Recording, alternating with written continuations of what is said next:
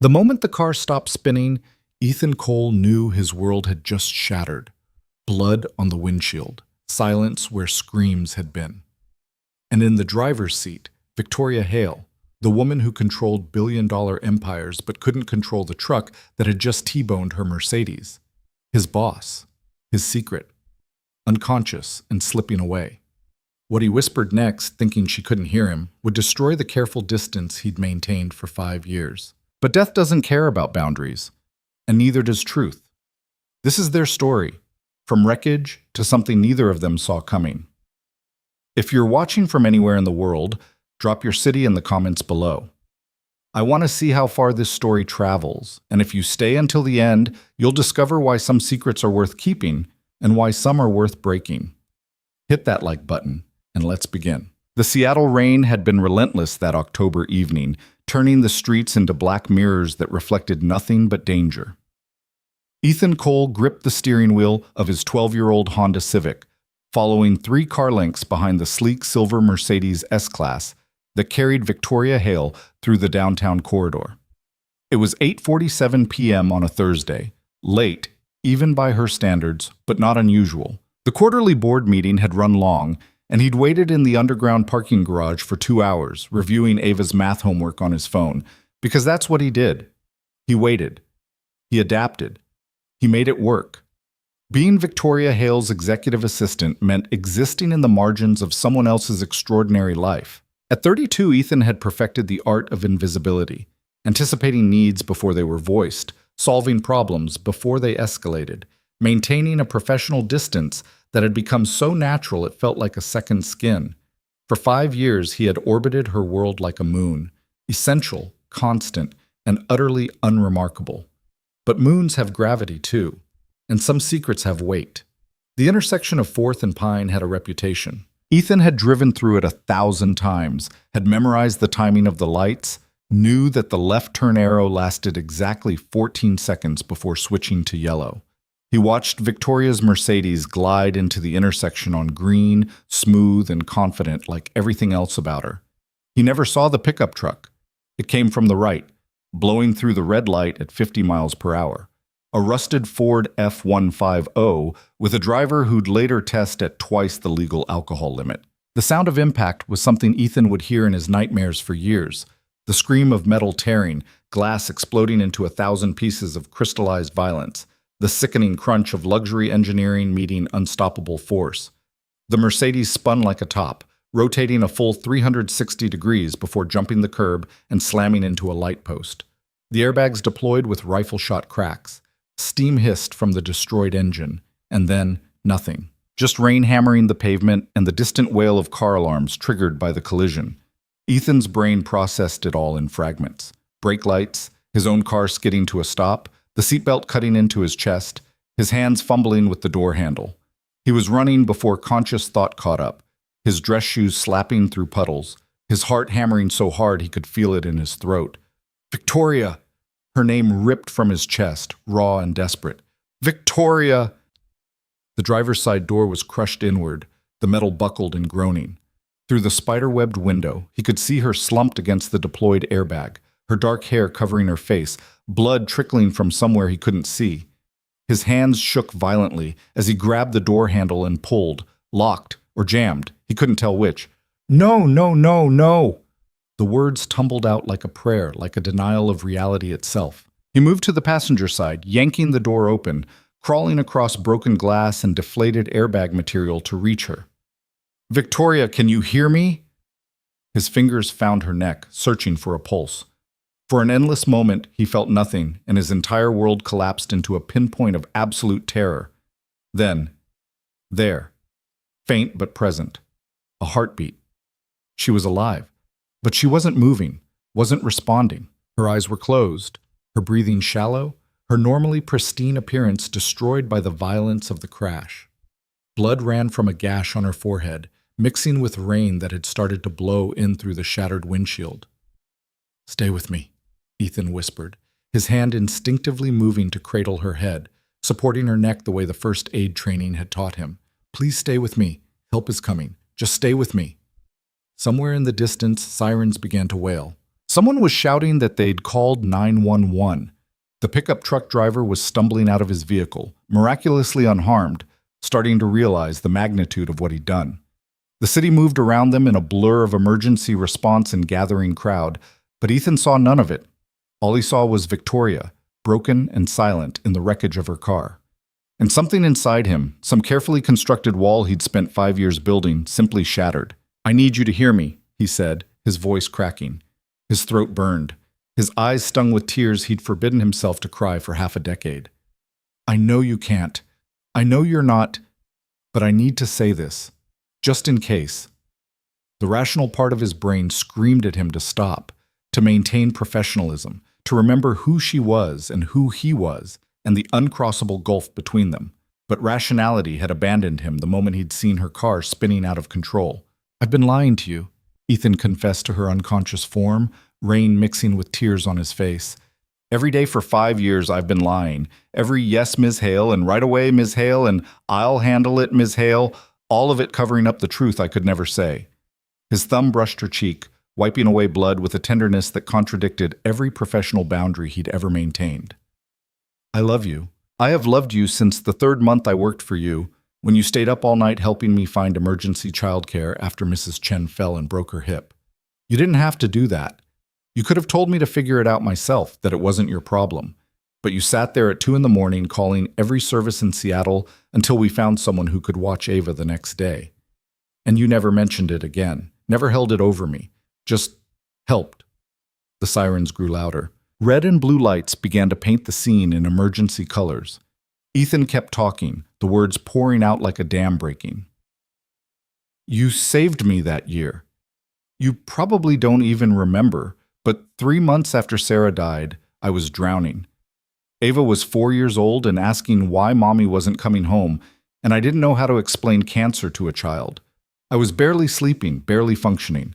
I was going to quit. I had the resignation letter written and everything. But then you called me into your office, and instead of work, you asked how I was really doing. And you listened, actually listened."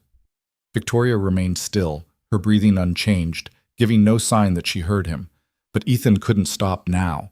5 years of carefully suppressed feeling were flooding out, and he was powerless against the tide. "I know it's impossible. I've always known. You're Victoria Hale. You're on Forbes 30 Under 30. You run a company worth $3 billion. You have dinner with senators and CEOs. And he laughed bitterly. "I'm a single dad living in a 2-bedroom apartment in Beacon Hill, driving a car with 180,000 miles on it, buying Ava's clothes at Target. We exist in completely different universes." The EMTs were pulling equipment from their ambulance now. 45 seconds until they reached the car. 45 seconds until he had to become the professional assistant again, had to lock all of this back in the box where it belonged. But in those quiet moments, when it's just us working late, or when you laugh at something unexpected, or when you remember that Ava has a dance recital and you ask how it went, in those moments, I let myself pretend, just for a second, that maybe the distance between us isn't as vast as it seems. He squeezed his eyes shut, his forehead nearly touching hers. "I never would have told you this. Never would have put you in that position or made things awkward or risked the job that lets me provide for Ava. But if this is it, if I'm losing you, then I needed you to know that you were seen, that someone saw past the boardrooms and the business deals to the woman who remembers everyone's birthday, who donates anonymously to the children's hospital, who stays late to make sure her assistant can pick up his daughter on time. Sir, we need you to move back." A firm hand on his shoulder. The EMTs had arrived. Ethan pulled away, his hand sliding from Victoria's face. Professional mode snapped back into place like a mask, hiding everything he'd just revealed. "She's been unconscious since the crash. Pulse is weak but steady. Visible head trauma. I didn't move her neck." "Good man. Let us take it from here." He stepped out of the car, his legs nearly giving out beneath him. Rain soaked through his suit jacket as he watched the paramedics work with practiced efficiency. C-collar, backboard, vitals check, IV line. They moved Victoria onto a stretcher with careful precision, and Ethan saw her face fully for the first time since the crash. Even unconscious, even bleeding and broken, she was beautiful, and utterly beyond his reach. "Are you family?" one of the EMTs asked him. "No, I'm her assistant, Ethan Cole." The word assistant tasted like ash in his mouth. "Does she have family we should contact?" Ethan's chest tightened. "Her parents are in London. I have their number. She has a brother in San Francisco. I can reach out to him, but there's no one local, no one close." The EMT nodded. "We're transporting to Harborview. You can follow if you want." "I will." It wasn't even a question. As they loaded Victoria into the ambulance, Ethan watched through the rain, his confession still echoing in his head. She hadn't heard any of it. She couldn't have. It was safe. His secret remained buried, and when she woke up, everything would go back to exactly how it had been. But as the ambulance doors closed and the vehicle pulled away, sirens screaming into the Seattle night, Ethan felt the weight of those unspoken years settling on his shoulders like stones. He had said he loved her. Out loud. Into the universe. And even if Victoria never knew, he could never unhear his own voice speaking that truth. The emergency room at Harborview Medical Center was a fluorescent lit cathedral of suffering, filled with the injured, the sick, and the people who loved them. Ethan sat in a plastic chair in the waiting area, his suit still damp from the rain, a cold cup of coffee growing colder in his hands. His phone had been buzzing non-stop, Ava's babysitter asking when he'd be home, colleagues from Hale Industries wondering what happened, automated reminders about tomorrow's meetings that would never happen. He ignored all of it. At 10:15 p.m., his phone rang with a number he recognized. Harrison Hale, Victoria's older brother, calling from San Francisco. "Ethan, what the hell happened?" For the next 10 minutes, Ethan explained everything. The intersection, the drunk driver, the extent of Victoria's injuries as far as he knew. Harrison listened with the same focused intensity his sister possessed, asking pointed questions, processing information with computer-like efficiency.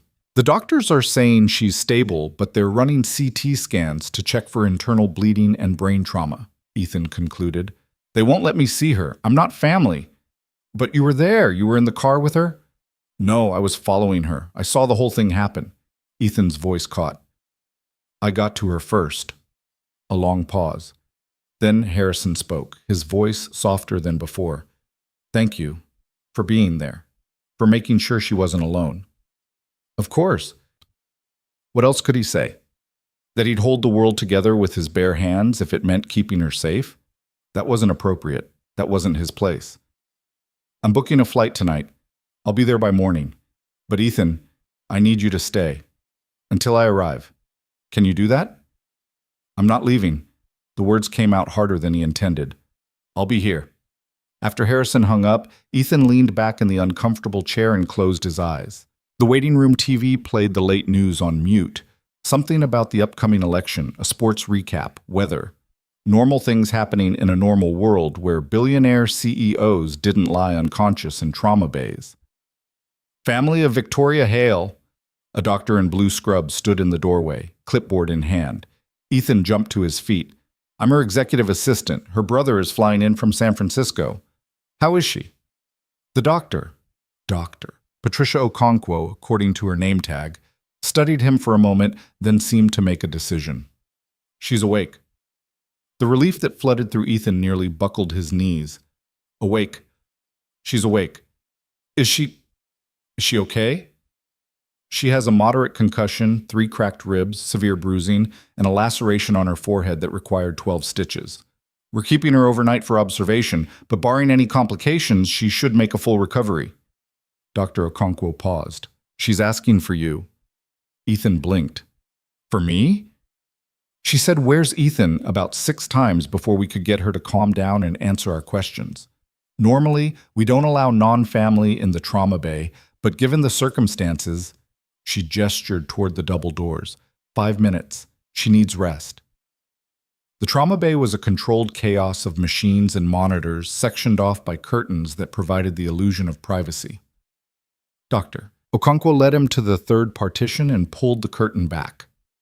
Victoria sat propped up on the hospital bed, a white bandage across her forehead, her left arm in a sling, her normally immaculate appearance replaced by a hospital gown and tangled hair. But her eyes, Those sharp, intelligent eyes that could dissect a failing business strategy or read a dishonest pitch from across a boardroom were open and alert, and fixed directly on him. Ethan.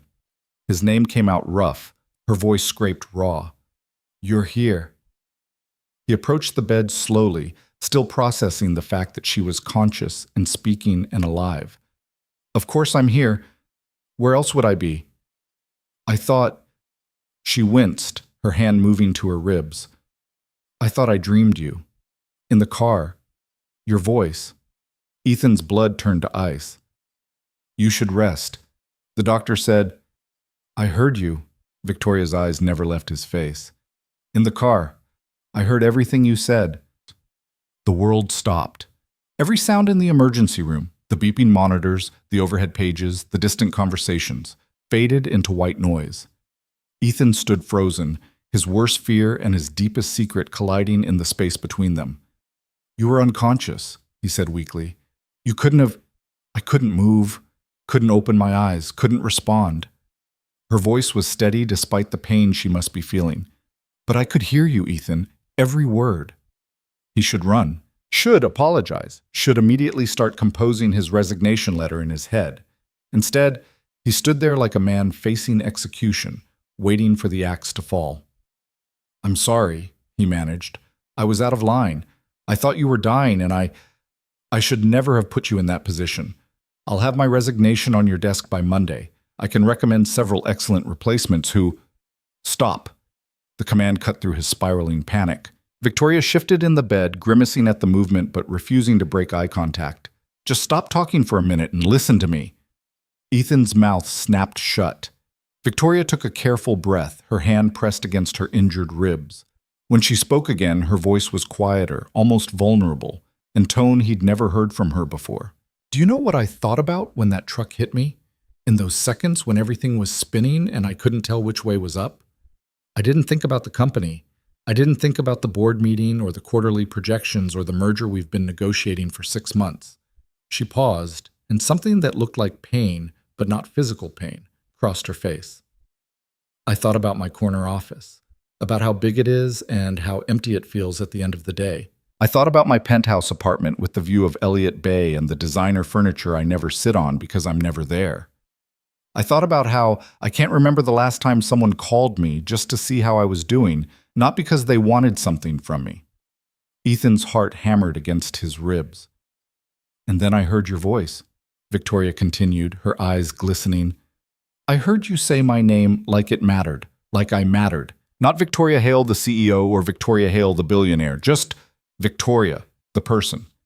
She reached out with her uninjured hand, and Ethan found himself stepping closer, closing the distance he'd maintained so carefully for 5 years. Her fingers wrapped around his, warm and real and alive. I heard you say you loved me, she whispered, and lying there, unable to move or speak or open my eyes, all I could think was that I'd wasted so much time pretending not to notice. Ethan's breath caught. Notice what? You. The word hung in the air between them, heavy with meaning. The way you remember how I take my coffee even though I never told you. The way you deflect annoying people before they can waste my time. The way your face lights up when you talk about Ava, and how you never complain even though I know I ask too much of you. She squeezed his hand and he felt the tremor in her fingers, not from fear, but from the weight of what she was saying. I noticed you 3 years ago, Ethan, when you missed your daughter's birthday party because I had an emergency meeting with investors in New York, and you never said a word. You just handled it. And when I found out later, when I saw the photo on your desk of Ava in her birthday crown looking so disappointed, I realized that you sacrifice pieces of your life for me every single day, and I felt... She struggled with the word. Seen. Understood. Like I wasn't just a job to you. You've never been just a job, Ethan said hoarsely. Never. I know that now. Victoria's thumb brushed across his knuckles, a gesture so intimate it made his chest ache. But I didn't let myself acknowledge it because I was afraid. Afraid of crossing lines, of losing the one person in my life who doesn't want something from me. Afraid that if I admitted I had feelings for my assistant, it would make me look weak or unprofessional or... It wouldn't, Ethan interrupted. It would make you human. They stared at each other in the harsh fluorescent light of the trauma bay, 5 years of unspoken truth finally laid bare between them. Outside the curtain, the hospital continued its endless rhythm of crisis and care. But inside this small space, time seemed to hold its breath. "So what do we do now?" Victoria asked softly. "Because I don't have an answer. I don't have a business strategy for this. I'm just a woman who almost died and realized that the person she wanted there wasn't her family or her board members or any of the people who are supposed to matter most. It was you." Ethan looked down at their joined hands, her fingers pale and delicate against his larger, calloused ones. His mind raced through the complications, the power dynamic, the corporate ethics policies, the inevitable gossip, the impact on his job security and Ava's stability. Every rational argument against this screamed at him to walk away, to maintain the safe distance, to protect what he'd built. But he'd spent 5 years being rational, and in the wreckage of that car, with rain pouring down and her blood on his hands, he'd already crossed the uncrossable line. "We figure it out," he said finally, lifting his eyes to meet hers. "Together. We take it slow, we're careful, and we figure it out. Because I meant what I said, Victoria. Every word. And I'm not going to pretend I didn't just because it's complicated." A smile touched the corners of her mouth, small and fragile, but real. "Complicated is kind of my specialty." "Mine too." He returned the smile, feeling something in his chest unknot for the first time in 5 years. "Single dad, remember? I invented complicated." "Your 5 minutes are up," Dr. Okonkwo announced, pulling the curtain back. "Hale needs to rest, and you look like you need sleep and a shower, not necessarily in that order." Ethan started to pull his hand away, but Victoria held on. "One more thing," she said, her voice firm despite her exhaustion. "When they discharge me tomorrow, I'm not going back to my apartment." He frowned. "You need someone to take care of you, at least for a few days. Your ribs—" "I know." She cut him off, that familiar decisiveness returning to her voice. "That's why I'm coming home with you." Ethan stared at her. "What?" "You're a single father with a flexible schedule and first aid training. I'm a CEO with a concussion who lives alone in a penthouse with 17 stairs between the elevator and the front door." She raised an eyebrow, the gesture so quintessentially Victoria that it made his heart skip. "Logistically, your apartment makes more sense. Victoria, I live in a 2-bedroom in Beacon Hill with a 6-year-old who thinks inside voice is a suggestion. It's not, it's perfect," she said firmly. "Unless you don't want, it's not that." Ethan ran his free hand through his hair, trying to process the image of Victoria Hale, billionaire, CEO, sleeping on his threadbare couch, surrounded by Ava's art projects and the perpetual chaos of single-parent life. "I just don't want you to feel obligated because of what I said, because of what we just—" "Ethan." She squeezed his hand one more time, then let go. "I'm not making this decision because of obligation. I'm making it because when I woke up in this hospital bed, the first person I wanted to see was you, and the thought of going back to that empty apartment, alone, with no one to call if something goes wrong—" She shook her head. "I can't do it. Not this time."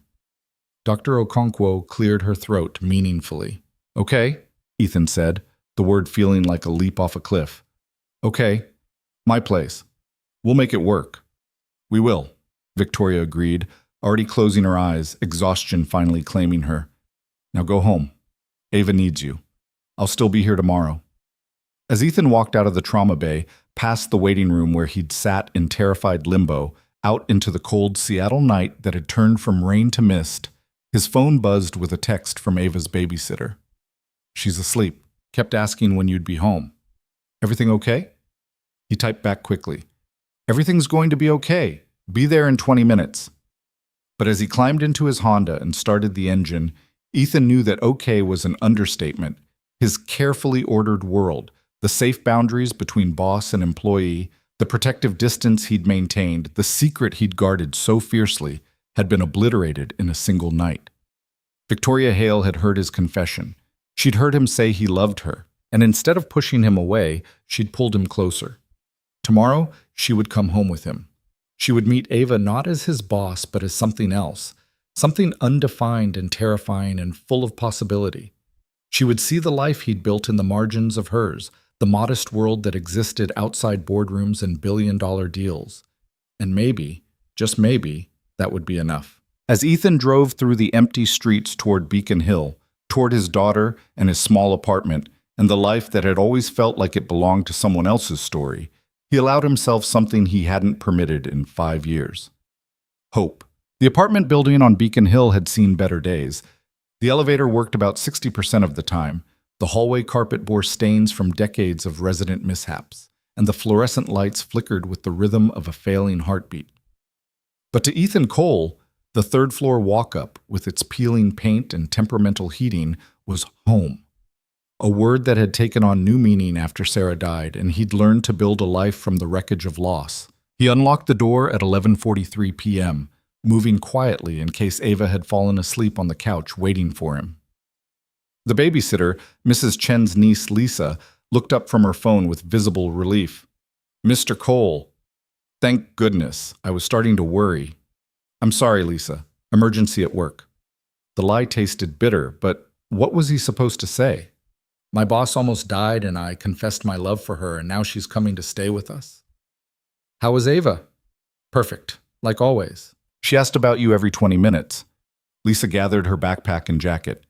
"She's in bed now. Made me read The Paper Bag Princess 3 times. Ethan smiled despite his exhaustion.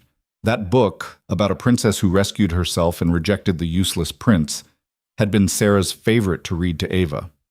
Some nights, the memory of his wife's voice narrating the story felt close enough to touch. Other nights, it felt like trying to hold smoke. After Lisa left, Ethan moved through the apartment on autopilot, locking the door, hanging his damp suit jacket on the coat rack, checking that the coffee maker was off. The living room was exactly as he'd left it that morning. Ava's art supplies spread across the coffee table, a half-finished jigsaw puzzle of a butterfly taking shape on the floor, a fortress of couch cushions that she'd declared her secret headquarters. Normal, familiar, safe. And in approximately 12 hours, Victoria Hale would be sitting in this space. The reality of what he'd agreed to hit him like a freight train. He looked around the apartment with new eyes. The mismatched furniture from Goodwill and Facebook Marketplace. The walls that desperately needed repainting.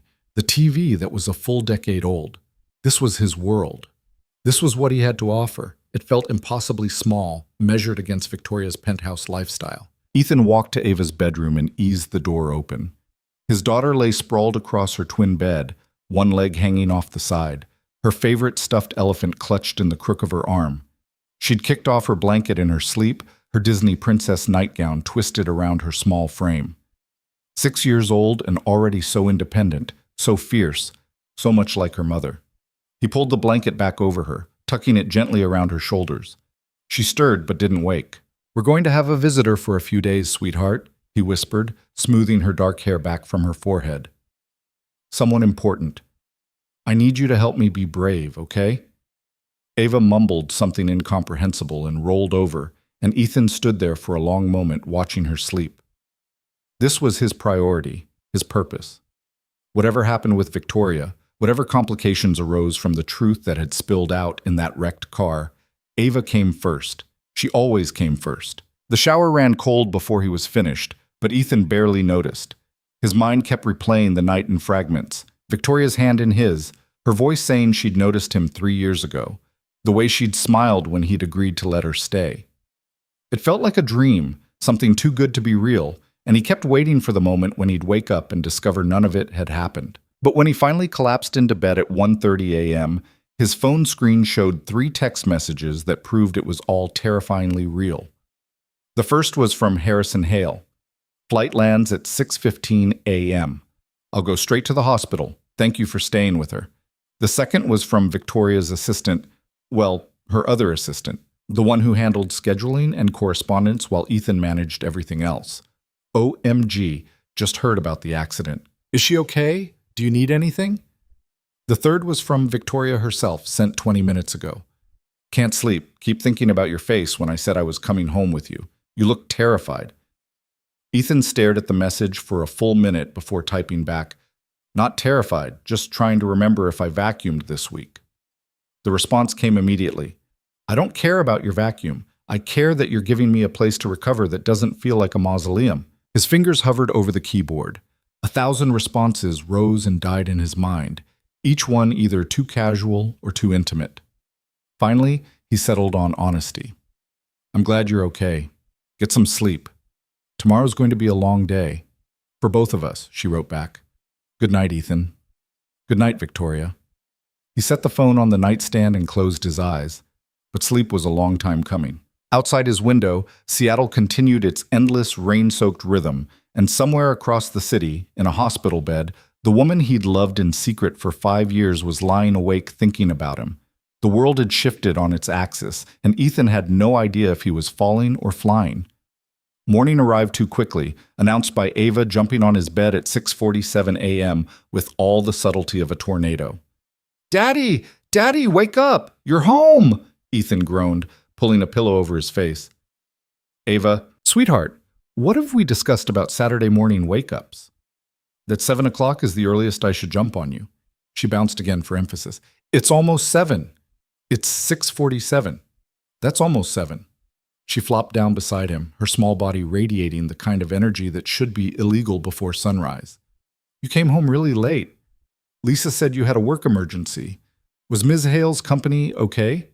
Ethan sat up, rubbing his eyes. Ava had met Victoria exactly 3 times, twice when he'd had to bring her to the office during childcare emergencies, and once at the company holiday party where Victoria had somehow remembered Ava's name and asked her about school. Each time his daughter had declared Victoria the prettiest lady in the world and had drawn her a picture. "Ms. Hale was in a car accident last night," he said carefully, watching Ava's face shift from excitement to concern. "She's okay, but she got hurt. The doctors fixed her up, but she needs someone to help take care of her for a few days." Ava's eyes went wide. "Is she going to be okay?" "She's going to be fine. But here's the thing, sweetheart." Ethan took a breath, choosing his words carefully. "Ms. Hale lives alone, and she can't do everything by herself right now because of her injuries. So I offered that she could stay with us for a little while. Would that be okay with you?" For a moment, Ava just stared at him. Then her entire face lit up like Christmas morning. "The pretty lady is coming to stay with us? In our apartment? For real?" "For real, but Ava, listen to me." He caught her shoulders gently. "Ms. Hale is hurt and she needs rest. That means no jumping, no loud playing, no surprise wake-ups like this one. Can you be extra good and extra gentle?" "I can be so gentle, Daddy. I'll be like a mouse, a very quiet mouse who doesn't make any noise." She paused, her 6-year-old brain processing the new information. "Where is she going to sleep?" Ethan had been dreading this question. "I'll take the couch. She can have my bed." "But your bed is lumpy. You always say it's lumpy." "It's fine for me. It's not fine for someone who's injured." Ava tilted her head, considering this with the seriousness of a judge. "Okay. But Daddy, why is Ms. Hale staying with us instead of at a hospital?" "Because hospitals are for when you're really sick. She's healing, not sick. And sometimes people heal better when they're somewhere that feels like home." "But this isn't her home." "No," Ethan agreed, pulling his daughter into a hug. "But maybe we can make her feel welcome anyway. Think we can do that?" Ava's arms wrapped around his neck, squeezing tight. "We're really good at making people feel welcome. Remember when Mrs. Chen stayed with us after her hip surgery? We made her soup every day." "I remember." That had been 3 years ago, right after the incident that had made Victoria call every childcare service in Seattle at 2 in the morning. Mrs. Chen had lived across the hall and had watched Ava after school for 2 years before her fall. Ethan and Ava had returned the favor by helping during her recovery. "Can we make Ms. Hale soup too?" Ava asked hopefully. "We can definitely make her soup." Ethan kissed the top of her head. "But first we need to clean this apartment like we've never cleaned before. Think you can help me?" "I'm an excellent cleaner," Ava declared, scrambling off the bed. "I'll start with my room." As his daughter thundered out of the bedroom with characteristic enthusiasm, Ethan allowed himself a moment to just breathe. This was happening. This was really happening. And whatever came next, he had to face it with the same courage he'd found when Sarah died and left him alone with a 4-year-old in a future that felt impossible to navigate. He'd survived that. He could survive this. By 9:30 a.m., the apartment looked better than it had in months. Ava had stuffed most of her toys into her closet in what she called organized chaos. Ethan had vacuumed every surface, including the walls, and together they'd changed the sheets on his bed, putting on the one set that didn't have any holes or permanent stains. "It looks nice, Daddy," Ava announced, surveying their work. "Very professional." Ethan bit back a smile at her use of the word. "Very professional indeed. Now, I need you to do something really important for me." "What?" "I need you to make a welcome card for Ms. Hale. Something to put on the nightstand so when she gets here, she knows we're happy she's staying with us." Ava's eyes sparkled. "I can do that. I'm going to make it the best card ever." While Ava disappeared into her room with her art supplies, Ethan's phone rang. Harrison Hale. "Ethan, I'm at the hospital. They're discharging her in about an hour." "How is she?" "Stubborn, refusing the wheelchair, insisting she can walk fine, trying to convince the doctor she doesn't need the pain medication." Harrison's voice carried a mixture of frustration and affection. "So, normal Victoria." Despite everything, Ethan laughed. "That sounds about right. She told me about your arrangement, about her staying with you." A pause. "That's unexpected." Ethan's stomach tightened. "If you'd rather she stay with you, or if you want to arrange private nursing." "No." Harrison cut him off. "No, I think this is good. Better than good, actually. She needs someone who gives a damn about her as a person, not just as a Hale. And from what I've seen over the years, that's you." The knot in Ethan's chest loosened slightly. "I'll take good care of her." "I know you will." Another pause. "Ethan, I'm going to say something that's none of my business, and you can tell me to shut up if you want. Okay? My sister doesn't let people in, ever. After our parents basically abandoned us to build their empire, after watching every relationship in our family turn into a transaction, she built walls that could withstand a nuclear blast." Harrison's voice grew quiet. "But the way she talks about you, that's not how she talks about employees. That's not even how she talks about friends. So whatever this is, whatever's happening between you two, just be careful with her. She's tougher than Kevlar on the outside, but inside, she's more fragile than she'll ever admit." Ethan closed his eyes, the weight of Harrison's words settling over him like a responsibility he hadn't fully grasped until now. "I will, I promise." "Good. I'll have her there by 11. You're still at the Beacon Hill address?" "Same place." After they hung up, Ethan stood in his small kitchen, looking out the window at the Seattle skyline where Victoria's penthouse existed in a world of glass and steel. Harrison was right. This was delicate, complicated, fraught with potential disaster. Every logical bone in his body screamed that this was a terrible idea. But his heart, the part of him that had broken open in that wrecked car, didn't care about logic. At 10:47 a.m., Ava emerged from her room with a card that was more glitter than paper. "Look, Daddy, I drew Ms. Hale as a superhero because she's like Superwoman from the stories, and I drew us as her sidekicks, and I wrote 'Get well soon' in my best letters." The card showed 3 stick figures, a tall one with long black hair wearing a cape, a medium one that was clearly Ethan, and a small one with pigtails who had to be Ava. They were all holding hands under a rainbow. "It's perfect, sweetheart. Absolutely perfect." Ethan hugged her. "She's gonna love it." "Do you think she'll really like it? Or are you just saying that because you're my dad?" "I think she'll really like it. Ms. Hale appreciates thoughtful gestures." Ava beamed, then her expression turned serious. "Daddy, are you nervous?" "A little bit. Why?" "Because you keep cleaning things that are already clean. You've wiped the kitchen counter like 5 times. Ethan looked down at the sponge in his hand, realizing she was right. "I guess I am nervous." "How come?" How did he explain this to a 6-year-old? That he was terrified of crossing invisible lines, of exposing the careful life they'd built to someone from a completely different world, of hoping for something he'd convinced himself was impossible. "Because I want everything to be nice for her," he settled on. "I want her to feel comfortable here." Ava considered this, then took his hand. "It's going to be okay, Daddy. We're good at helping people. And besides, you told me once that when someone is hurt, they don't care if your house is perfect. They just care that you care." Out of the mouths of babes. Ethan squeezed her hand. "When did you get so wise?" "I was born wise. You tell me that all the time." At 10:58 a.m., Ethan's phone buzzed, pulling up now. Harrison got her a car service. His heart kicked into overdrive. Ava, she's here. Remember, gentle and quiet. Gentle and quiet. Got it. But Ava was already bouncing on her toes with barely contained excitement. They waited by the apartment door, Ethan holding a fresh ice pack he'd prepared, Ava clutching her glitter-covered card. The elevator dinged, and Ethan heard Harrison's voice in the hallway before he saw them. Victoria, let me help you. I can walk, Harrison. I'm injured, not incapacitated. There's a difference between can and should.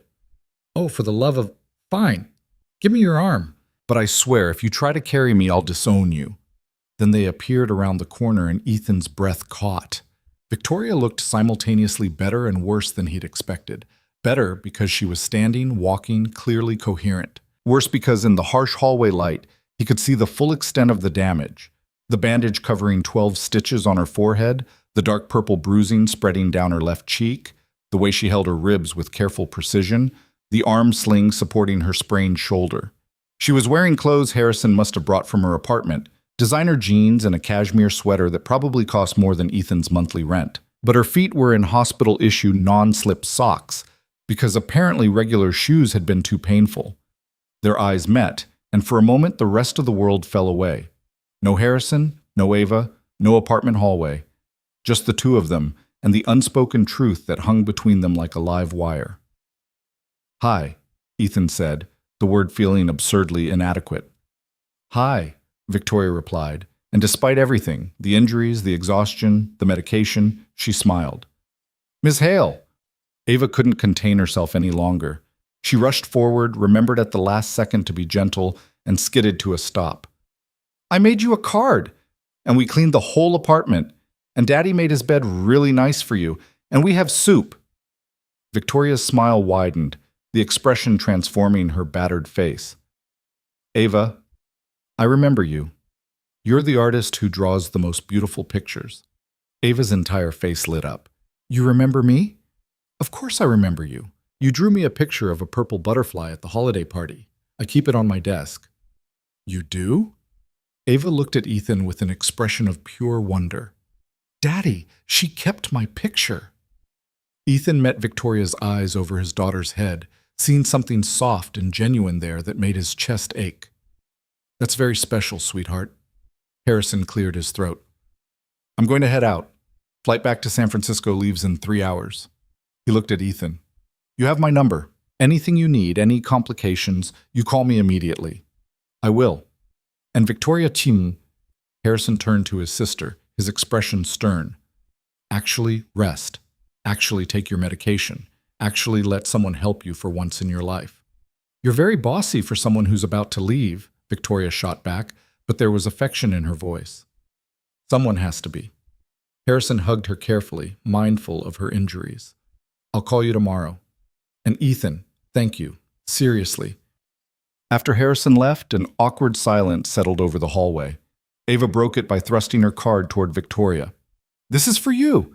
I drew you as Superwoman because you're really strong and brave and pretty. Victoria took the card with her good hand, studying it with the same focused attention she'd give a multi-million-dollar contract. This is incredible, Ava. Look at all this detail and the glitter. How did you make it sparkle like this? I used the good glitter, the kind that doesn't come off. Daddy says the other kind gets everywhere, and he finds it in places for years. Ava paused. Are you going to cry? Your eyes look shiny. Maybe a little, Victoria admitted, her voice thick. But they're happy tears. This is the nicest card anyone's ever given me. Really? Nicer than cards from important business people? So much nicer. Business cards don't have glitter or rainbows or people holding hands. Ava looked at Ethan triumphantly. See, Daddy? I told you she'd like it. You were absolutely right. Ethan gestured toward the open apartment door. Should we get you inside and sitting down? You look like you're about to fall over. Victoria didn't argue, which told him more about her pain level than words could. He offered his arm the way Harrison had, and she took it without hesitation, leaning more heavily on him than pride would normally allow. The walk from the hallway to the couch was only about 15 feet, but Ethan felt Victoria's exhaustion in every step. By the time she sank onto the cushions, her face had gone pale. her breathing shallow. Pain medication, Ethan said, already moving to the kitchen. When did you take the last dose? 6 a.m. They said I could have more at noon. He checked his watch. 11:14. Close enough? I'm getting you water and pills. Bossy, Victoria murmured, but she didn't protest. Ava had climbed onto the couch beside Victoria, carefully, gently, like she was approaching a wounded bird. Does it hurt a lot? Bit, Victoria admitted. But it's getting better. Your dad's going to help me feel better even faster. Daddy's really good at helping. When I fell off the swings and broke my arm, he stayed with me the whole time at the hospital and told me stories so I wouldn't be scared. That sounds like your dad. Victoria's eyes found Ethan in the kitchen, and he felt the weight of her gaze like a physical touch. He's good at taking care of people. Ethan returned with water and medication, watching as Victoria struggled with the child-proof cap one-handed. He took it from her without comment, opened it, and handed her 2 pills. Thank you, she said quietly. You're welcome. He sat on the coffee table across from her, close enough to help but far enough to give her space. The bedroom is ready whenever you want to lie down. I put extra pillows on the bed so you can prop yourself up if your ribs hurt. Victoria took the pills, then settled back against the couch with visible relief. This is surreal. What is? This. You. Being here in your space. She looked around the apartment, taking in the mismatched furniture, the crayon drawings taped to the walls, the jigsaw puzzle on the floor. It's so different from your world, Ethan finished. From my apartment, Victoria corrected.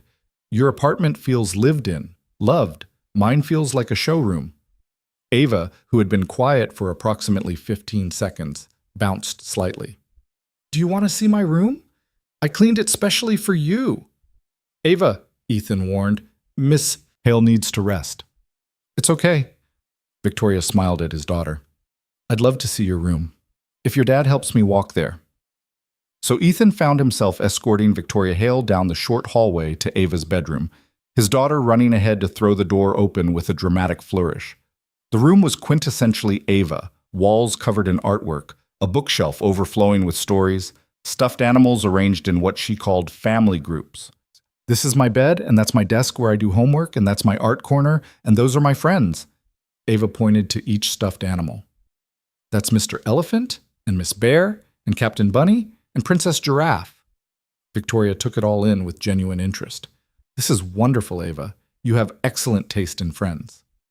Do you have stuffed animals? Not anymore. I did when I was your age. What happened to them? Victoria's expression flickered with something painful. My parents donated them when we moved. They said I was too old for toys. Ava looked horrified. But you're never too old for friends. You know what? You're absolutely right. Victoria met Ethan's eyes over Ava's head, and he saw the shadow of a childhood he'd never asked about. Wealth without warmth, success without softness. They made their way back to the living room where Victoria finally admitted she needed to lie down. Ethan helped her to the bedroom, acutely aware of how intimate this was. Victoria in his space, about to sleep in his bed, trusting him with her vulnerability. I'm sorry about the mattress, he said, helping her settle against the pillows. It's not what you're used to. Ethan, she caught his hand. Stop apologizing for your life. This is perfect. It's a 10-year-old mattress from IKEA. It's a place where people actually care about each other. That's worth more than 1,000 memory foam mattresses. She squeezed his fingers. Thank you. For this. For everything. He wanted to say so much, that she deserved care, that having her here felt right despite the impossibility of it, that he'd been falling for her in small moments for 5 years, and now that the truth was out, he had no idea how to protect his heart. Instead, he said, Get some rest. I'll check on you in a couple hours. As he started to pull away, Victoria held on. Ethan, what I said last night about hearing you in the car, I meant it. All of it. I know. His throat felt tight. I meant what I said, too. So where does that leave us? It was the question he'd been avoiding since the moment she'd woken up in the hospital. The question that had no easy answer, no business strategy, no clear path forward. I don't know, he admitted. But maybe we don't have to figure it all out today. Maybe we just take it one day at a time. Victoria smiled, her eyes already drooping with exhaustion and medication. One day at a time. I can do that. He left her there, closing the door softly behind him, and found Ava waiting in the hallway with wide eyes. Is she really going to be okay, Daddy? She really is. He picked up his daughter, holding her close. And we're going to help make sure of it. Good. Ava wrapped her arms around his neck. I like her. She's nice, and she remembered my butterfly. She is nice. Very nice. Daddy? Ava pulled back to look at his face. Why do you look different when you look at her? Ethan's heart stuttered. What do you mean? Your face gets all soft, like when you look at pictures of Mommy. Out of everything that had happened in the last 24 hours, somehow this was what made his eyes sting. His 6-year-old daughter, with her artist's eye and her endless capacity for observation, had seen what he'd tried so hard to hide. Ms. Hale is very important to me, he said carefully. She's my boss, but she's special. Like a friend? Like a friend, he agreed, knowing it was simultaneously true and completely inadequate. A very good friend. Ava seemed to accept this, resting her head on his shoulder. I'm glad she's staying with us. The apartment feels happier with her here. As Ethan carried his daughter back to the living room, he realized Ava was right. The apartment did feel different, fuller, warmer, like something that had been missing had finally clicked into place. Victoria Hale, Billionaire CEO, was sleeping in his bed. His daughter was drawing her more glitter-covered cards, and somewhere in the space between professional boundaries and personal truth, Ethan's carefully constructed world was being rebuilt into something he didn't quite recognize, something that felt dangerously like hope, something that felt impossibly like home. The first 3 days passed in a rhythm that felt both foreign and natural, like learning a new language that somehow already lived in your bones. Ethan discovered that Victoria was a terrible patient, stubborn about accepting help, insistent on checking work emails despite doctor's orders, and prone to pushing herself too hard before the pain medication reminded her why rest mattered. But she was also unexpectedly easy to have around, fitting into the chaos of their small apartment like a piece that had always belonged but had somehow gotten lost. On Sunday morning, Ethan woke on the couch to find Ava sitting cross-legged on the floor beside him, whispering urgently, Daddy, Daddy, wake up, but be quiet. He cracked one eye open. What's wrong? Nothing's wrong, but Ms. Hale is awake, and she's trying to make coffee, and I don't think she should be standing that long because of her ribs, and you said we have to help her. Ava's face was inches from his, her breath smelling like the toothpaste she'd apparently already used. So you need to help her, right now. Ethan sat up, his back protesting the couch's inadequate support. Through the open doorway, he could hear the sounds of someone moving carefully through his kitchen, cabinet doors opening, the coffee grinder whirring, water running. He'd deliberately shown Victoria where everything was yesterday, but watching her actually use that information felt different, more permanent. He found her standing at the counter in borrowed clothes, one of his old college sweatshirts that hung off her frame, and the yoga pants Harrison had brought from her apartment. Her hair was pulled back in a messy ponytail, her face free of makeup, the bruising on her cheek now a spectacular array of purple and yellow. She looked nothing like the polished CEO who commanded boardrooms. She looked real. You're supposed to be resting, Ethan said from the doorway. Victoria didn't turn around, but he saw her shoulders tense slightly. I'm making coffee. That's basically resting. That's basically standing when you should be sitting. I've been sitting for 2 days straight. I'm going stir-crazy. She finally looked at him, and something in her expression made his chest tighten. I'm not used to being still, Ethan. I don't know how to do nothing. He crossed to her, gently taking the coffee scoop from her hand. Then let me do something for you. Sit. I'll finish this. For a moment, he thought she'd argue. Victoria Hale didn't take orders. She gave them. But then she nodded, moving to the small kitchen table with careful precision, one hand pressed against her ribs. I'm not good at this, she said quietly, watching him measure coffee grounds. Being taken care of. Harrison tried when we were kids, after our parents basically abandoned us to nannies and boarding schools. But I learned early that depending on people meant giving them power to disappoint you. Ethan pressed the button on the coffee maker, then sat across from her. I'm not going to disappoint you. You say that now, but people always do. She picked at a scratch on the table's surface, not meeting his eyes. My parents disappointed me by choosing their empire over their children. My college boyfriend disappointed me by proposing only after he found out how much I was worth. Every mentor I've ever had disappointed me by either trying to control me or undermining me or sleeping with me. The casual way she said it made Ethan's stomach turn. Victorious, I'm not telling you this for sympathy. I'm telling you because you need to understand what you're getting into. She finally looked up, her eyes fierce despite the exhaustion. I don't know how to be vulnerable. I don't know how to let someone in without building 17 backup plans for when they leave. And I especially don't know how to navigate whatever this is between us when every relationship I've ever had has been transactional.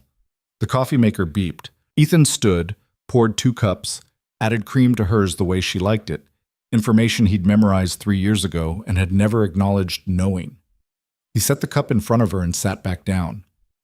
Do you want to know what I see when I look at you? He asked. Someone who's going to break your heart? Someone who kept my daughter's picture on her desk for 9 months. Someone who remembers birthdays and asks follow-up questions and actually listens when people talk. He wrapped his hands around his own coffee cup. Someone who texted me at midnight last Tuesday to ask how Ava's dentist appointment went, even though you were in the middle of closing a $50 million deal. Victoria's eyes widened slightly. You noticed that? I notice everything about you. I have for 5 years. Ethan leaned forward. And yes, you're guarded and difficult, and you have more walls than a medieval fortress. But you know what else you are? You're kind when you think no one's watching. You're brilliant in a way that has nothing to do with your business degree. And you're sitting in my kitchen wearing my sweatshirt, drinking coffee I made, trusting me with pieces of yourself you don't show anyone else. That terrifies me, Victoria whispered.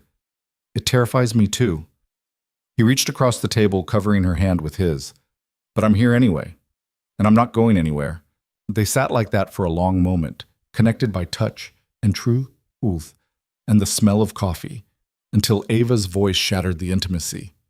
Are you guys having a serious talk? Because you look very serious, and Daddy says I'm not supposed to interrupt serious talks, but I really want to show Ms. Hale the drawing I made of her as a superhero fighting bad guys. Victoria laughed, the sound startled and genuine, and pulled her hand back. I would love to see that drawing. Ava scrambled onto the chair beside Victoria, spreading out a piece of construction paper covered in crayon figures.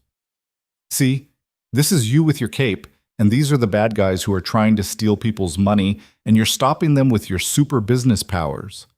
My super business powers. Victoria's lips twitched.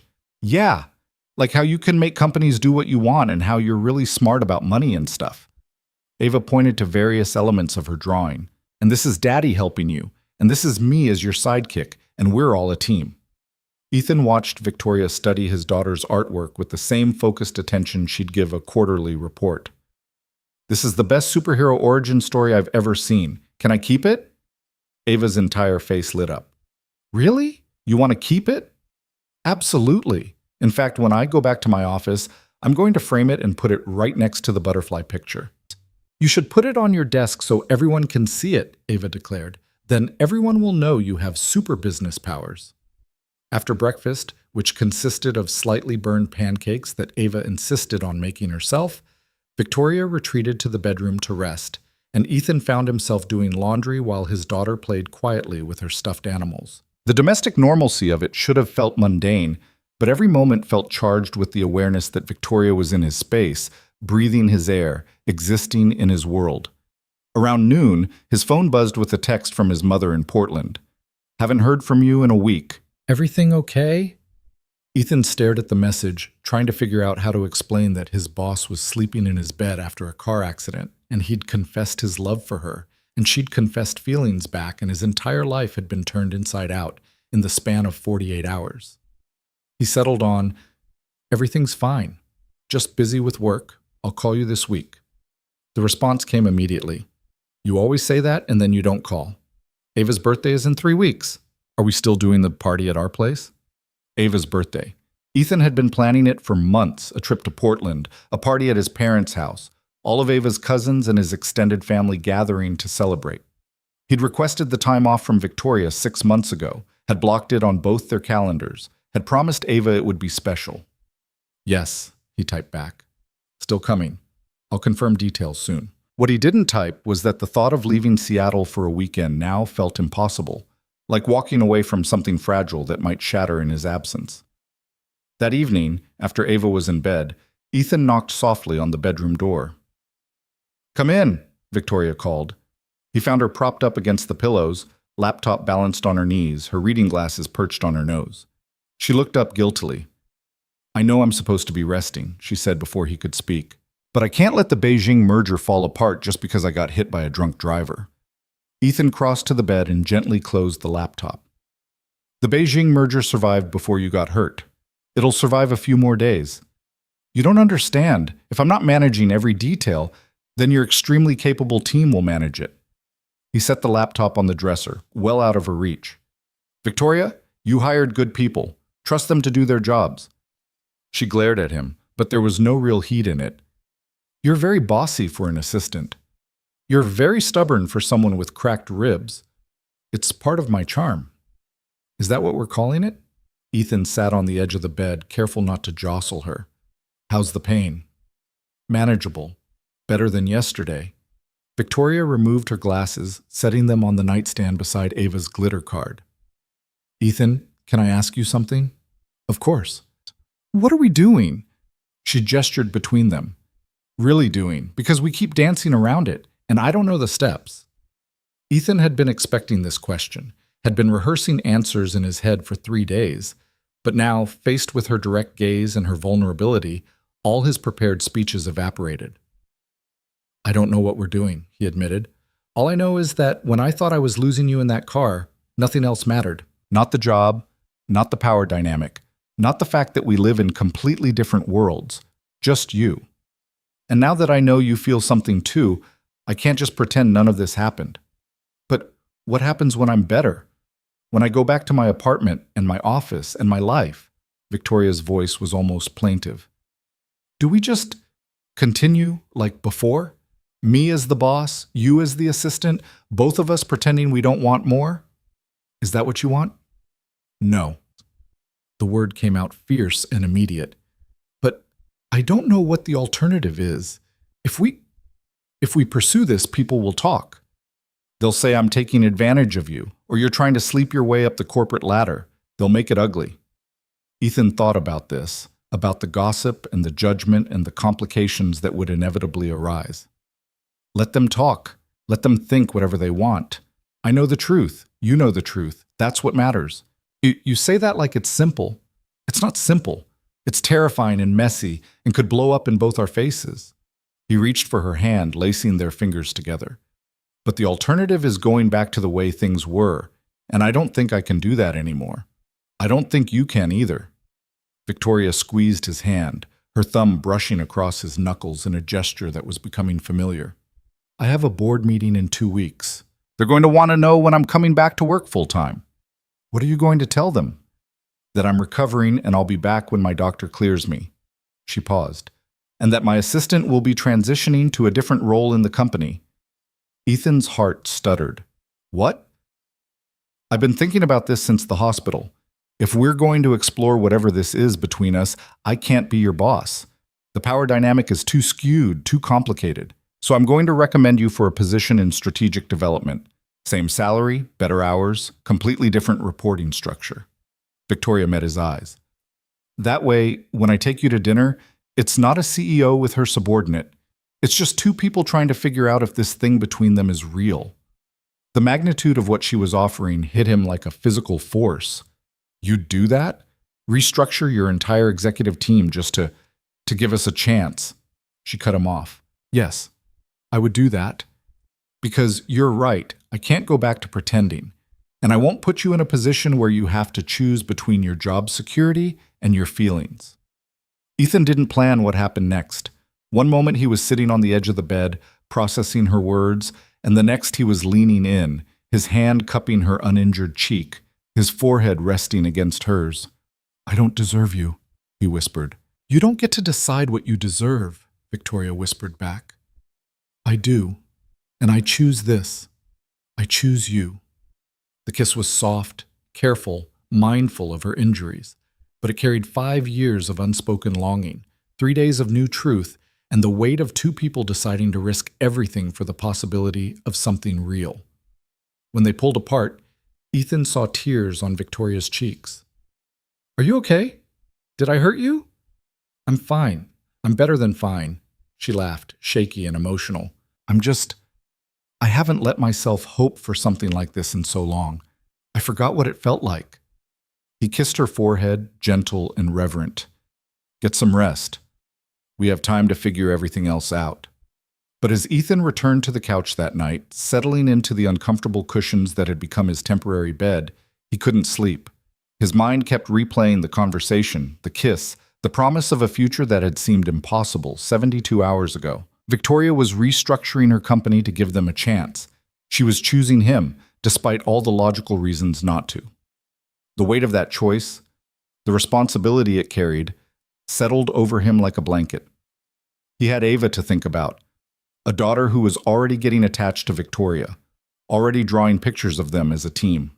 If this fell apart, if the complications proved too much, Ava would be collateral damage. But when he thought about Victoria's smile when she looked at Ava's artwork, the way she'd remembered every detail Ethan had ever shared about his daughter, the gentleness in her voice when she talked to a 6-year-old about superhero powers, he couldn't imagine walking away from that. Monday morning brought new challenges. Victoria was feeling well enough to insist on showering by herself, which led to Ethan standing outside the bathroom door, listening for any sounds of distress, ready to break down the door if necessary. "I can hear you hovering," Victoria called through the door. "I'm fine. Just making sure you don't fall and crack your head open." Very romantic. Every woman dreams of having her assistant/whatever we are hovering outside the shower. "I prefer whatever we are to assistant," Ethan called back. "Noted." There was a pause, then the sound of water shutting off. "Although I'm going to need help with this bandage." Ethan gave her 5 minutes to dry off and get dressed before knocking. "Decent? Define decent." He opened the door to find Victoria wrapped in a towel, her wet hair dripping onto her shoulders, the bandage on her forehead soaked through. "I can't get the angle right with one hand," she admitted, "and I don't want it to get infected." Changing Victoria's bandage in the steamy bathroom, standing close enough to see the water droplets on her collarbones, required every ounce of Ethan's self-control. He worked with careful efficiency, removing the old bandage, cleaning the stitches, applying the new dressing. "You're very gentle," Victoria observed, watching his face. "I've had practice. Ava's had her share of playground injuries." He smoothed down the edges of the bandage. "All done." Ethan." She caught his hand before he could step back. "Thank you for all of this, for taking care of me, for letting me invade your life, for not running away when things got complicated." "Where would I run? This is my apartment," she laughed, swatting his arm lightly with her good hand. "You know what I mean." He did know, and the truth was, running had never been an option, not when it came to her. The afternoon brought an unexpected visitor. Ethan answered the knock on the door to find a delivery person holding an enormous arrangement of flowers and a shopping bag from a high-end department store. "Delivery for Victoria Hale?" "I'll take it." Ethan signed for the delivery and brought everything inside, where Victoria was sitting on the couch with Ava, playing a game involving stuffed animals and elaborate storylines. And then Captain Bunny says to the dragon, "You can't steal our treasure because we need it to buy food for the village." Ava was in the middle of narrating when she saw the flowers. "Whoa, those are huge." Victoria took the card from the arrangement, her expression softening as she read. "They're from the board of directors, wishing me a speedy recovery." "What's in the bag?" Ava asked, ever curious. Victoria opened it to reveal a cashmere robe, luxury skincare products, and a handwritten note. She read it silently, then passed it to Ethan. V.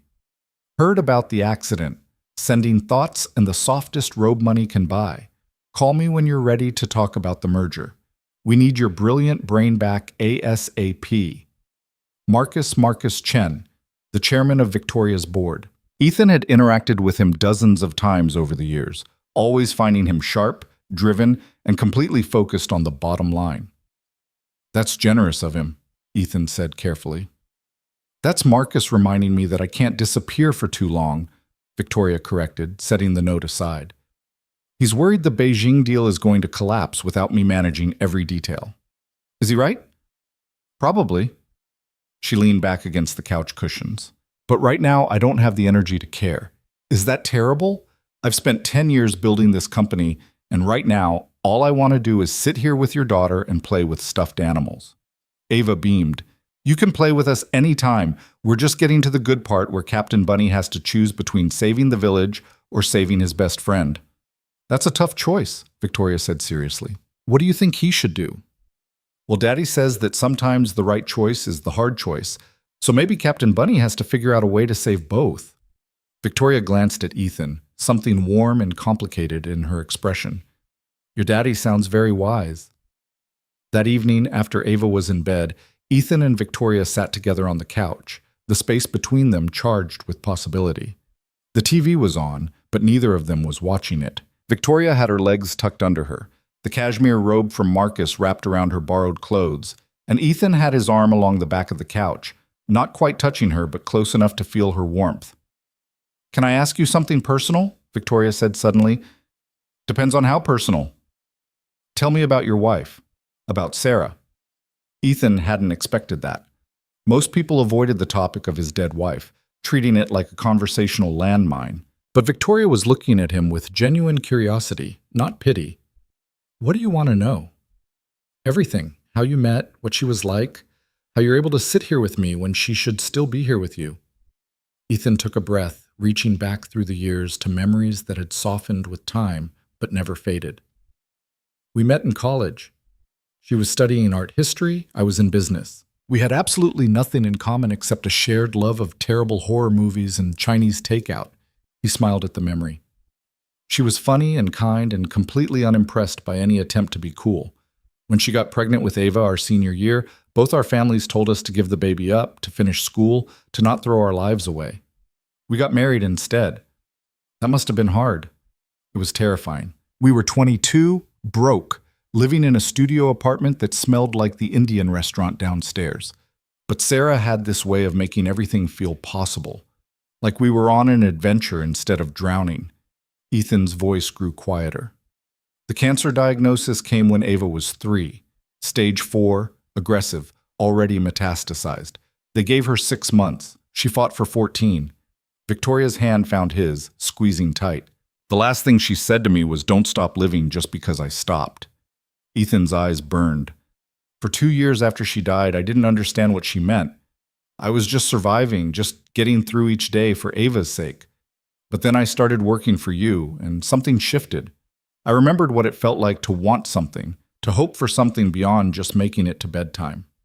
She would have liked that, Victoria said softly, that you found your way back.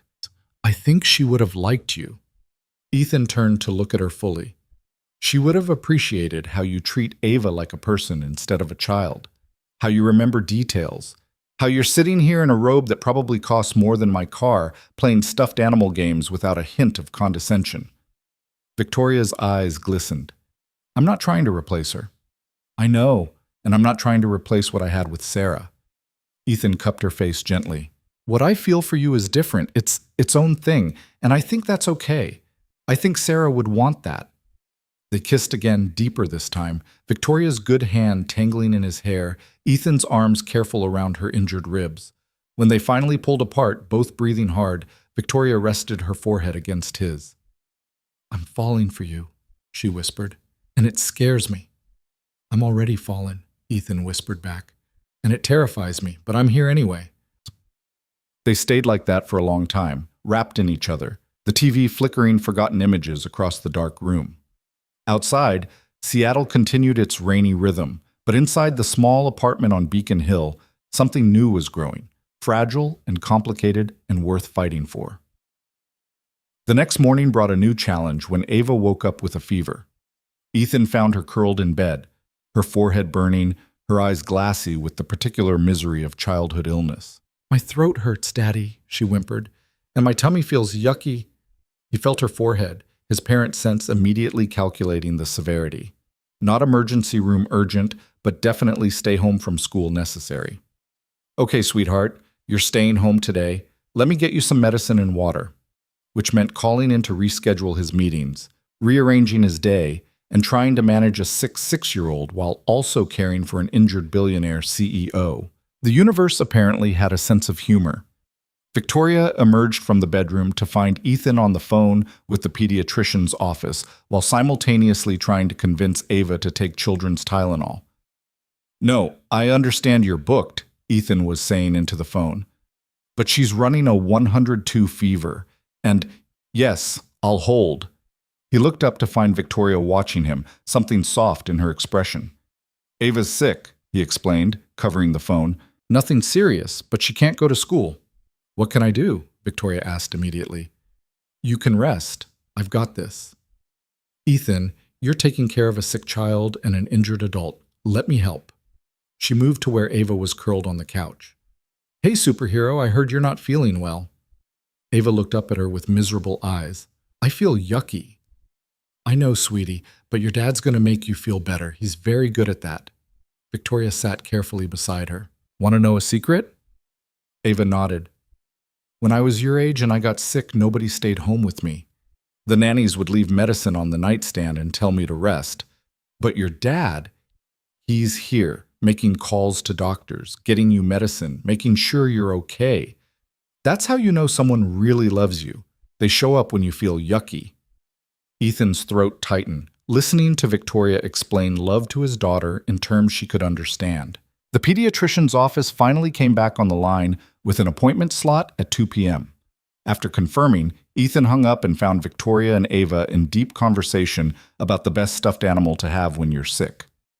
"Captain Bunny is good because he's brave," Ava was saying, "but Mr. Elephant is better for snuggling." "Why not both?" Victoria suggested. "One for bravery, one for comfort." Ava considered this seriously. "You're really smart about stuffed animals." "Thank you. I'm smart about a lot of things." "Daddy says you're the smartest person he knows." Victoria's eyes flew to Ethan's, surprised and pleased. "He said that?" "Uh-huh.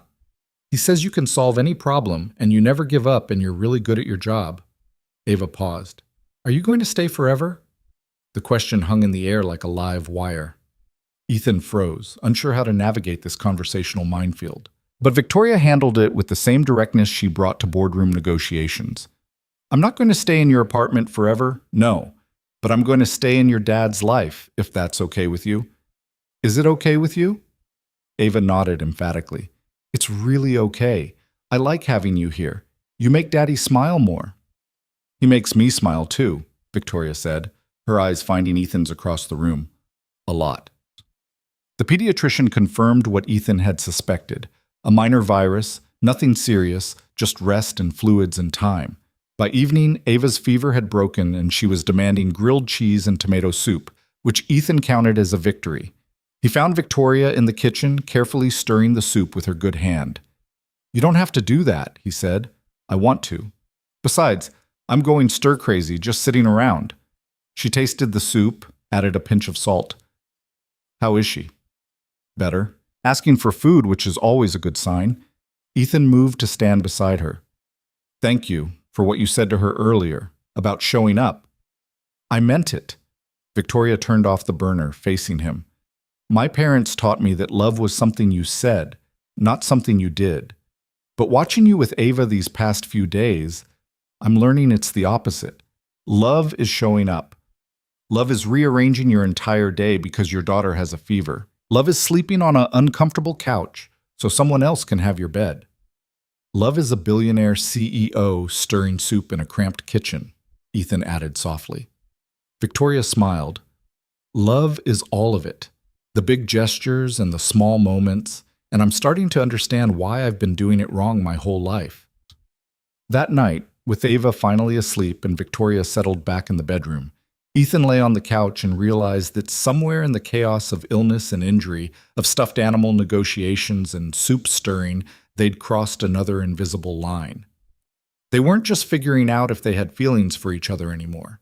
They were building something real, something that included his daughter, something that felt less like falling and more like coming home. His phone buzzed with a text from Victoria, even though she was only 20 feet away. "Thank you for letting me be part of this." part of your life. It means more than you know. He typed back, "Thank you for wanting to be part of it. You fit here. You fit with us." "That scares me," she replied. "Fitting somewhere. Belonging. I've never been good at it." "You're good at it here," Ethan wrote. "Trust me." A long pause. Then, "I'm trying. For you. For Ava. For us. That's all I'm asking," he sent back. "Just try. We'll figure out the rest together." The week continued in a blur of small intimacies and domestic routine. Victoria reading stories to Ava, while Ethan cooked dinner, the three of them watching movies on the couch with Ava sandwiched between them. Victoria's laughter becoming as familiar as the sound of rain on the windows.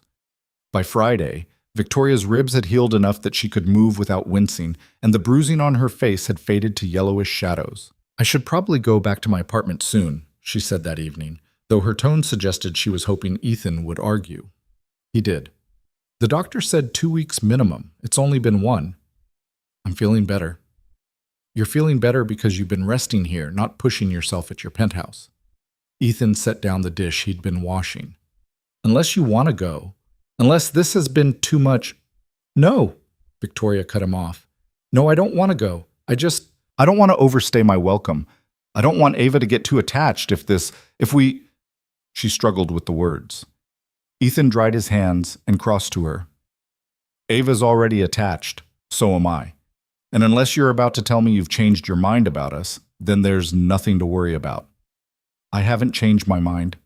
Her hand found his. "But next week is Ava's birthday trip to Portland. You'll be gone for 4 days. And I'll have to go back to my place then anyway. Back to my real life." The reminder hit Ethan like cold water. He'd been so caught up in the bubble of their small apartment, in the rhythm they'd created, that he'd almost forgotten about the outside world waiting for them. "Then stay until we leave," he said. "Stay until Sunday. And when we get back, we'll figure out what comes next. Together." Victoria nodded, relief clear on her face. "Together. I like the sound of that." What neither of them said, what hung unspoken in the air between them, was that eventually the real world would intrude. Eventually Victoria would have to return to Hale Industries, Ethan would have to transition to his new role, and they'd have to navigate being together in a context that wasn't this protected bubble of domesticity. But for now, for these precious remaining days, they had this. They had morning coffee and bedtime stories, and the simple miracle of being together. They had Ava's laughter and Victoria's smile, and the growing certainty that what they were building was worth every complication that lay ahead. And sometimes that was enough. Saturday arrived with the kind of crisp autumn morning that made Seattle feel like a postcard.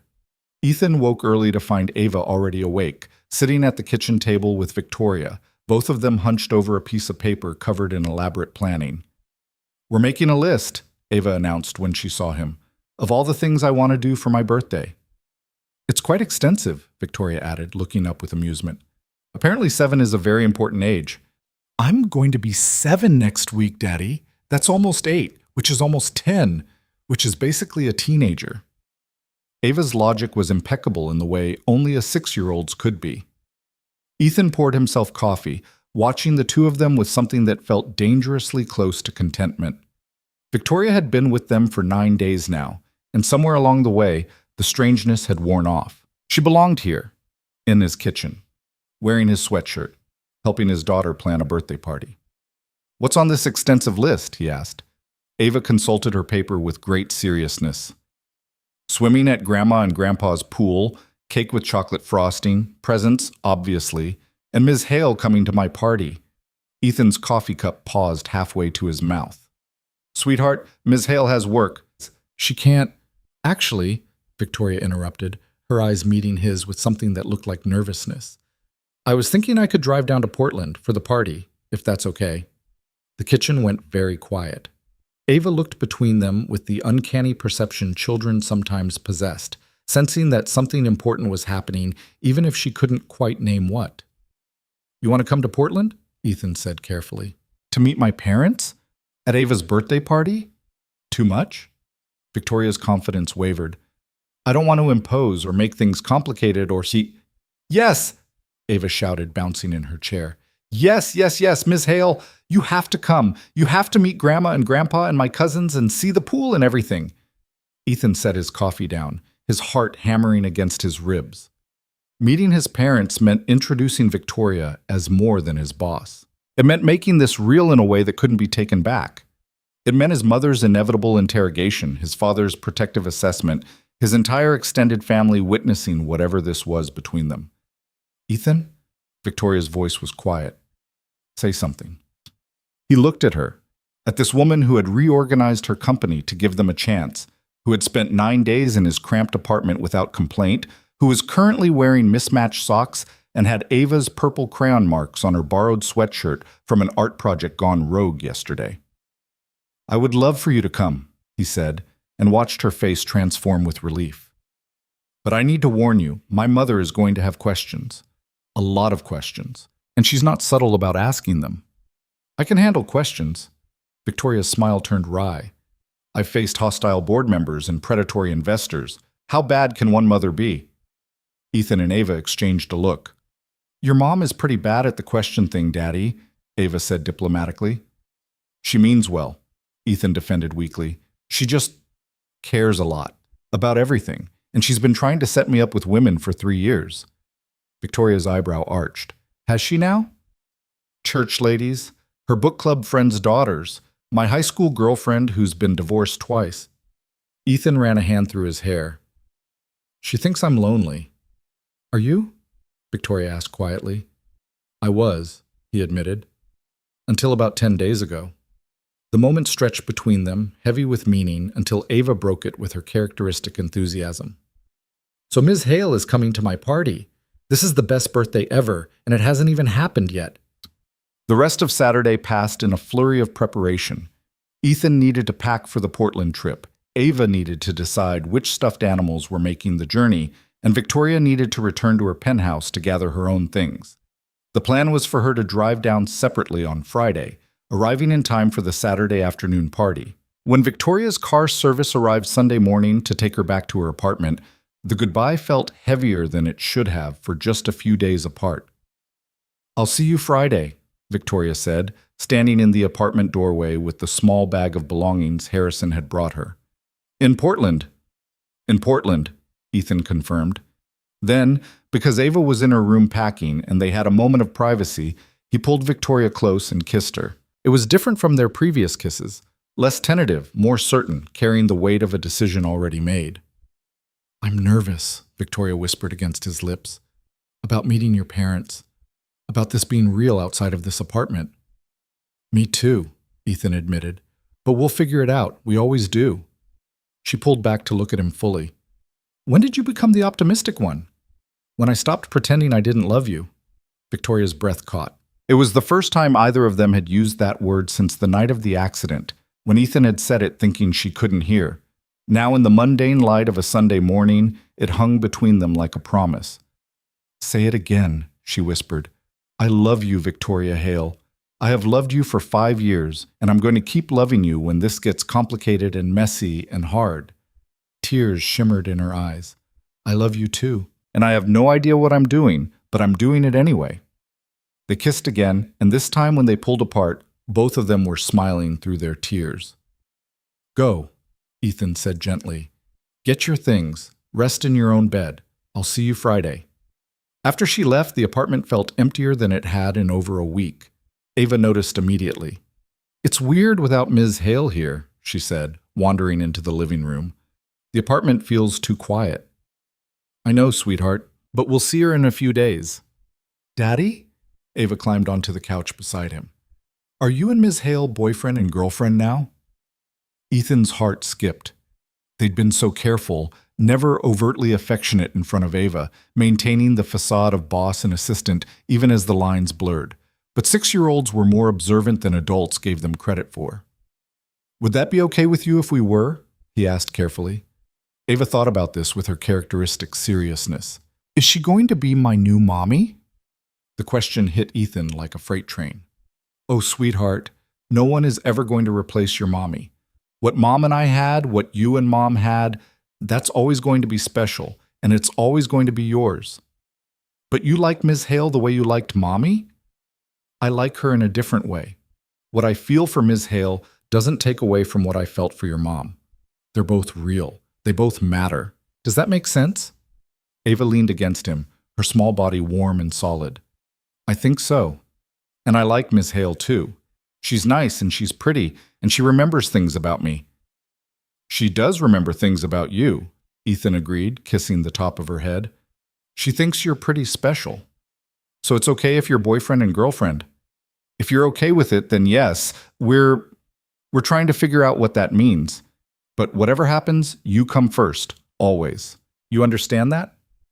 I understand. Ava was quiet for a moment, then, Daddy, if you marry Ms. Hale someday, can I be the flower girl? Because Emma Rodriguez was the flower girl at her cousin's wedding, and she said it was really fun. Ethan nearly choked. Let's maybe take this one step at a time, okay? But as the week progressed and Friday approached, Ethan found himself thinking about Ava's innocent question more than he should. Marriage. A future. The possibility of building something permanent with Victoria that included his daughter and combined their vastly different worlds. It was terrifying. It was impossible. And yet, he couldn't stop imagining it. Wednesday brought a call from his mother that Ethan had been dreading. Ethan, honey, I need final head count for the party. You said you, Ava, and a friend? His mother's tone made it clear she knew something was up. Margaret Cole had been a kindergarten teacher for 30 years before retiring, and she could read subtext like a trained detective. Her name is Victoria, Ethan said, deciding honesty was the only policy.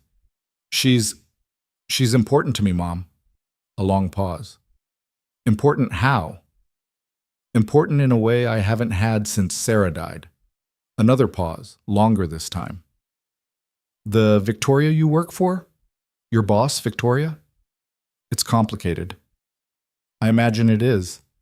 His mother's voice softened. Ethan, are you happy? The question surprised him. I am. Scared and confused and completely out of my depth, but happy. Then I can't wait to meet her properly. Should I prepare your father for the fact that you're bringing a billionaire to Ava's birthday party? Please don't make a big deal about the money thing, Mom. Honey, I've been a public school teacher my whole life. I'm constitutionally incapable of not making a big deal about billionaires. But there was warmth in her voice. I'm teasing. If she makes you happy, if she's good to Ava, that's all that matters. The rest is just details. If only it were that simple, Ethan thought after they hung up. But he appreciated his mother's attempt at acceptance. Friday morning arrived with the chaotic energy that always accompanied travel with a 6-year-old. Ava had changed her mind about which stuffed animals were coming approximately 17 times, insisted she needed to pack her entire art supply collection, and had a meltdown when she couldn't find her favorite purple shoes. They're in the closet, sweetheart. Where they always are, Ethan said patiently, checking his watch. They needed to leave in 20 minutes to make the Portland drive before lunch. But I need them for the party.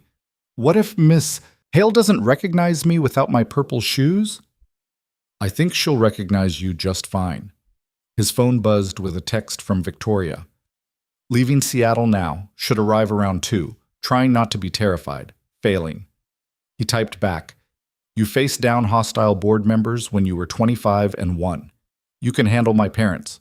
Board members don't care if I'm good enough for their son, she replied.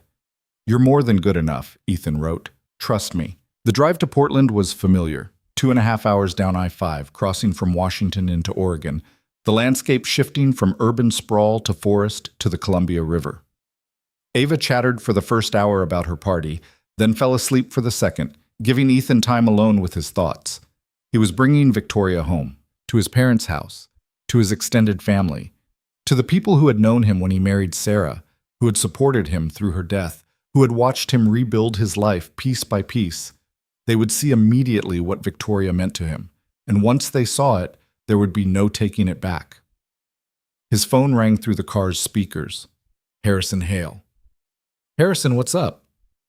Just calling to give you a heads up. Victoria's been a nervous wreck all morning. She changed her outfit 4 times, called me twice, asking what people wear to children's birthday parties, and I'm pretty sure she stress-bought about $300 worth of presents for Ava.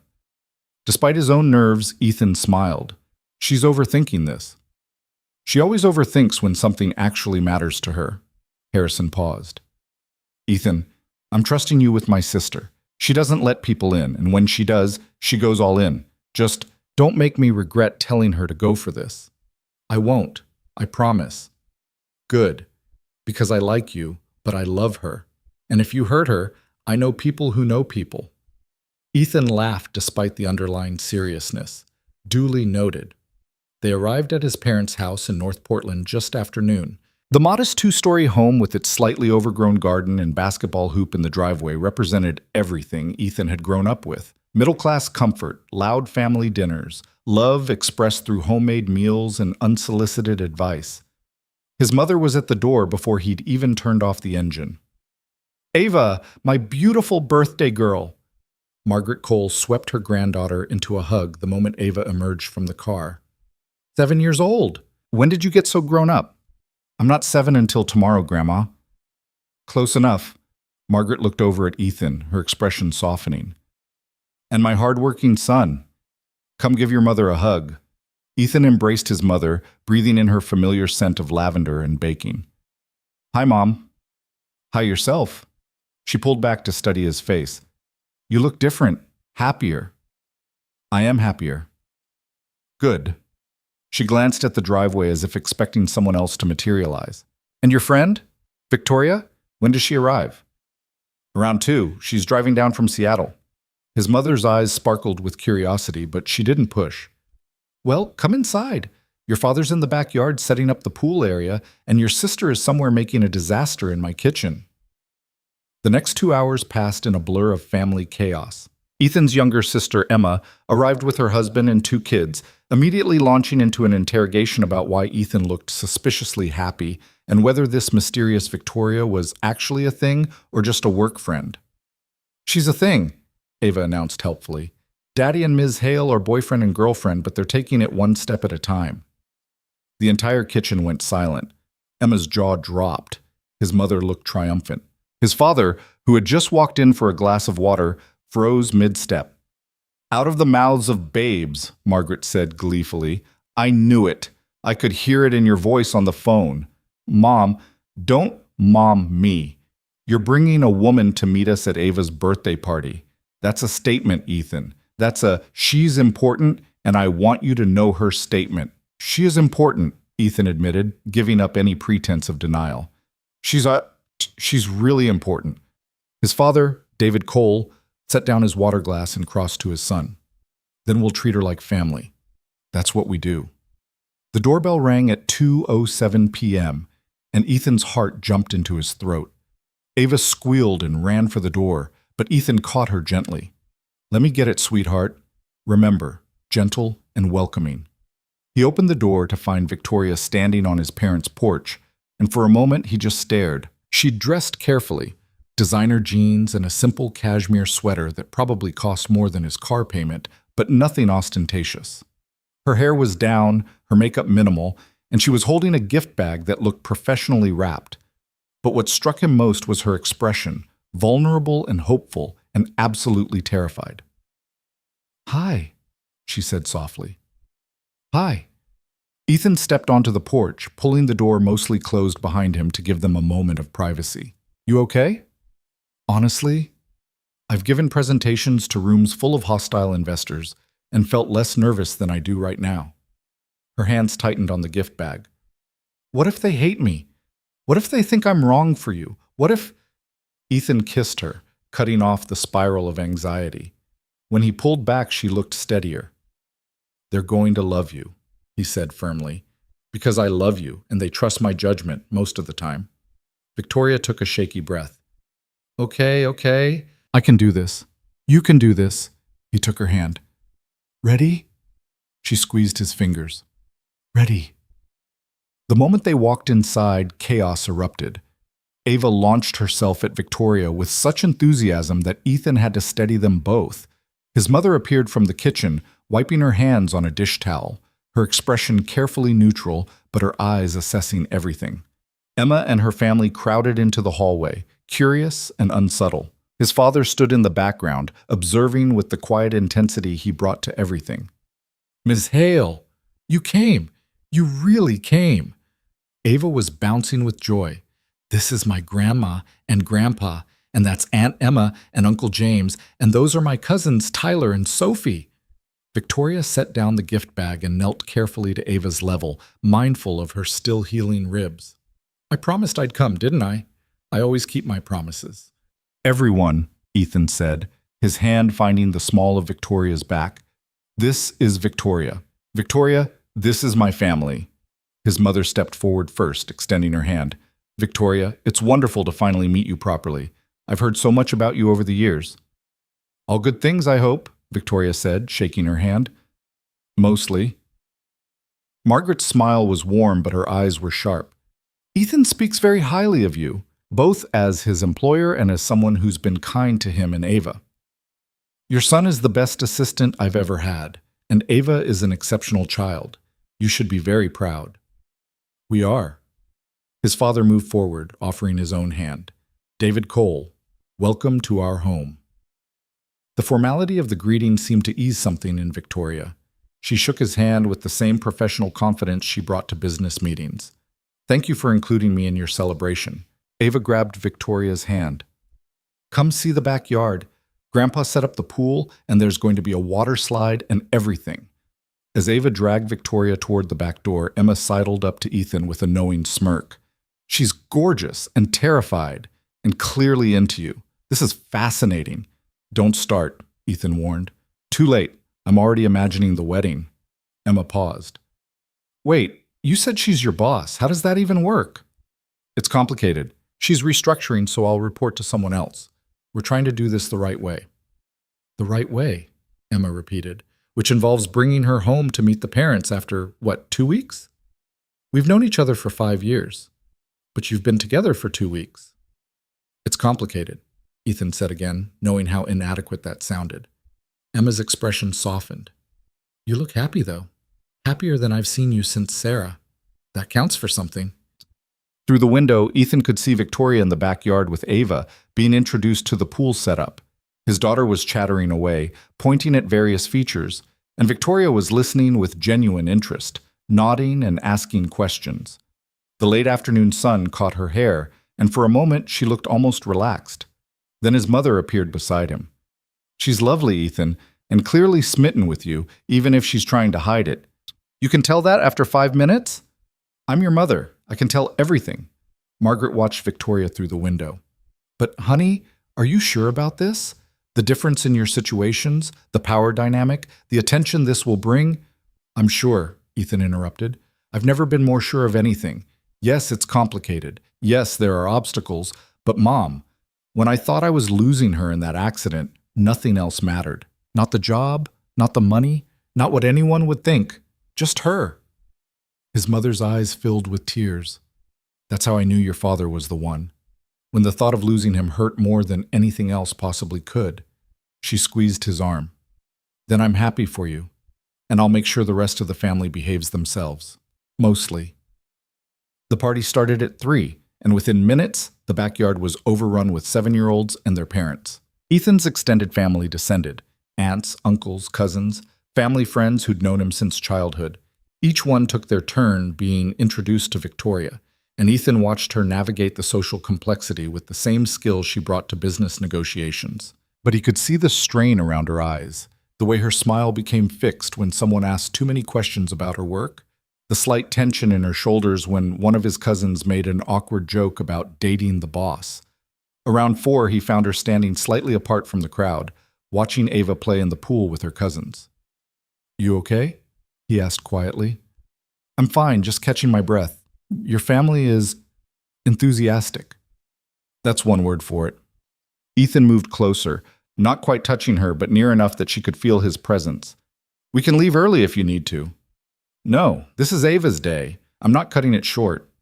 Victoria glanced at him, although I may have underestimated how exhausting it is to be around this many people who are all assessing whether I'm good enough for you. They already think you're good enough. My mom told me so. Your mom is being polite. Your sister is still deciding if she likes me. And your father hasn't said more than 10 words to me since I arrived. That's just Dad. He's quiet until he knows you. Then you can't shut him up. Victoria smiled, but it didn't quite reach her eyes.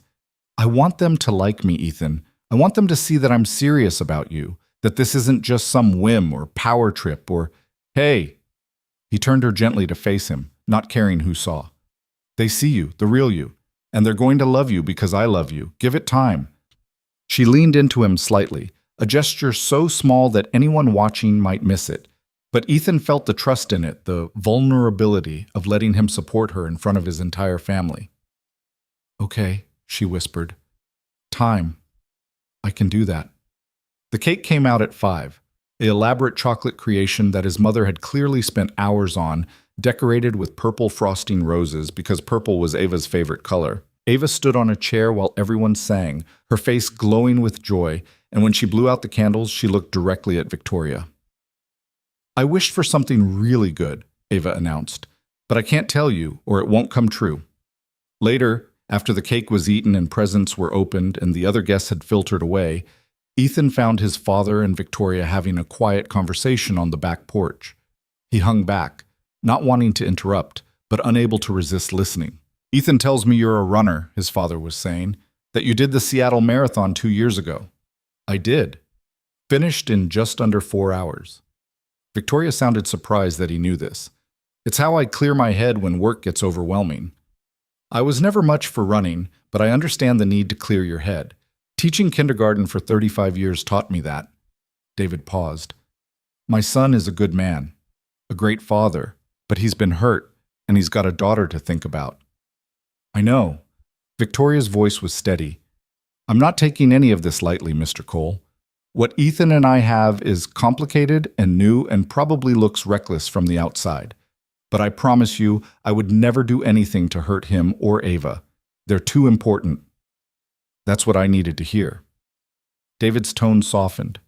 Not the promises, necessarily, but the fact that you understand what's at stake, that you're thinking about my granddaughter when you make decisions about this relationship.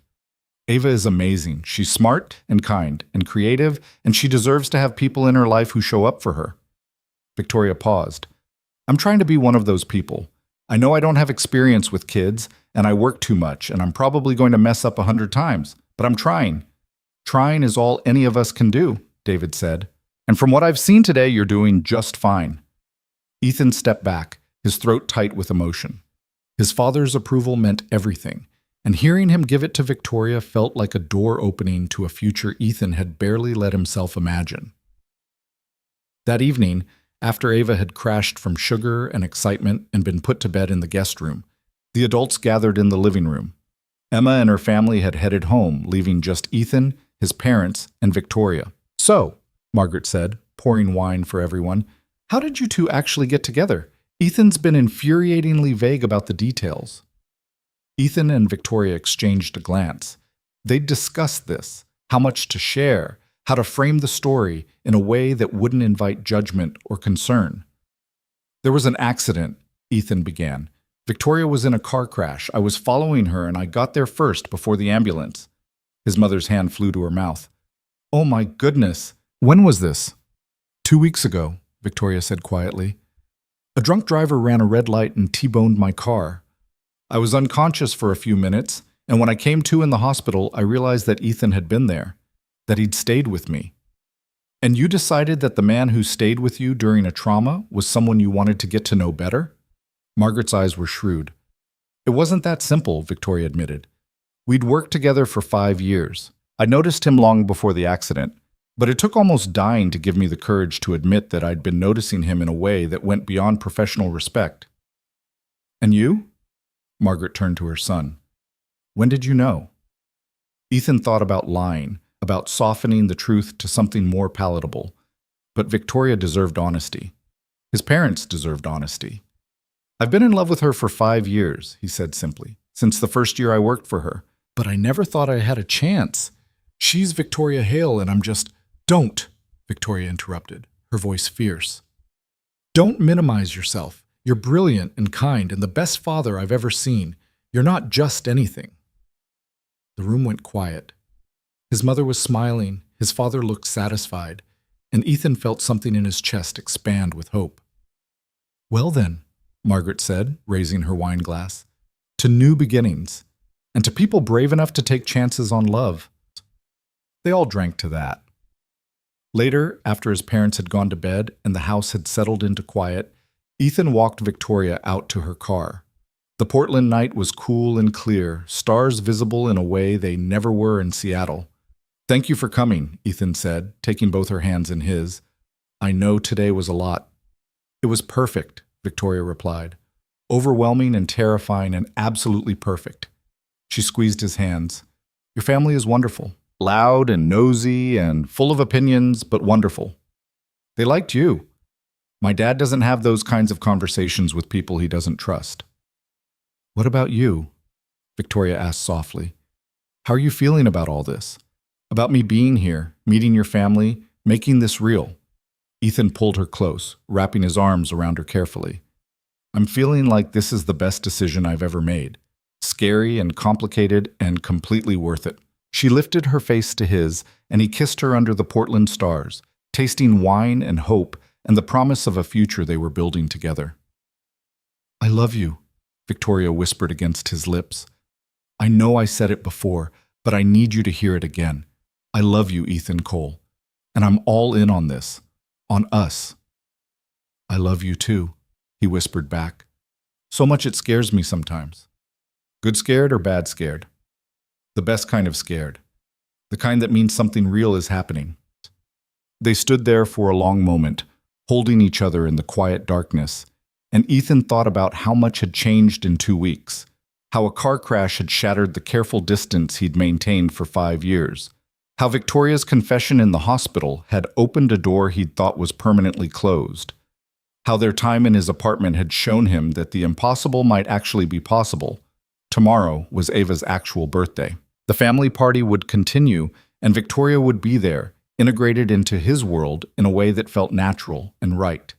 And when they drove back to Seattle on Sunday, they would face whatever came next together. Because sometimes the greatest risk led to the greatest reward. And sometimes, when you were brave enough to reach for what you really wanted, the universe reached back. "Stay tonight," Ethan said suddenly. "My parents have a guest room. Stay and be here for Ava's birthday morning. She'll love waking up and seeing you here." Victoria smiled, her eyes shining in the porch light. "Are you sure?"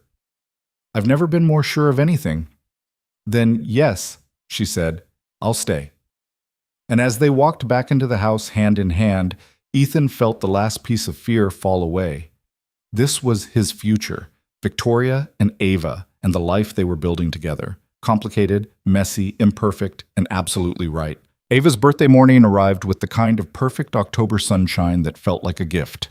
Ethan woke early in his childhood bedroom, the space unchanged since he'd left for college. Same navy blue walls, same bookshelf filled with fantasy novels and baseball trophies, same window overlooking the backyard where he'd learned to throw a football with his dad. But everything else was different, because down the hall, Victoria Hale was sleeping in the guest room, and downstairs his daughter was about to turn 7 with both of them there to celebrate. He found his mother already in the kitchen, pulling ingredients from the refrigerator with the focused energy of a woman on a mission.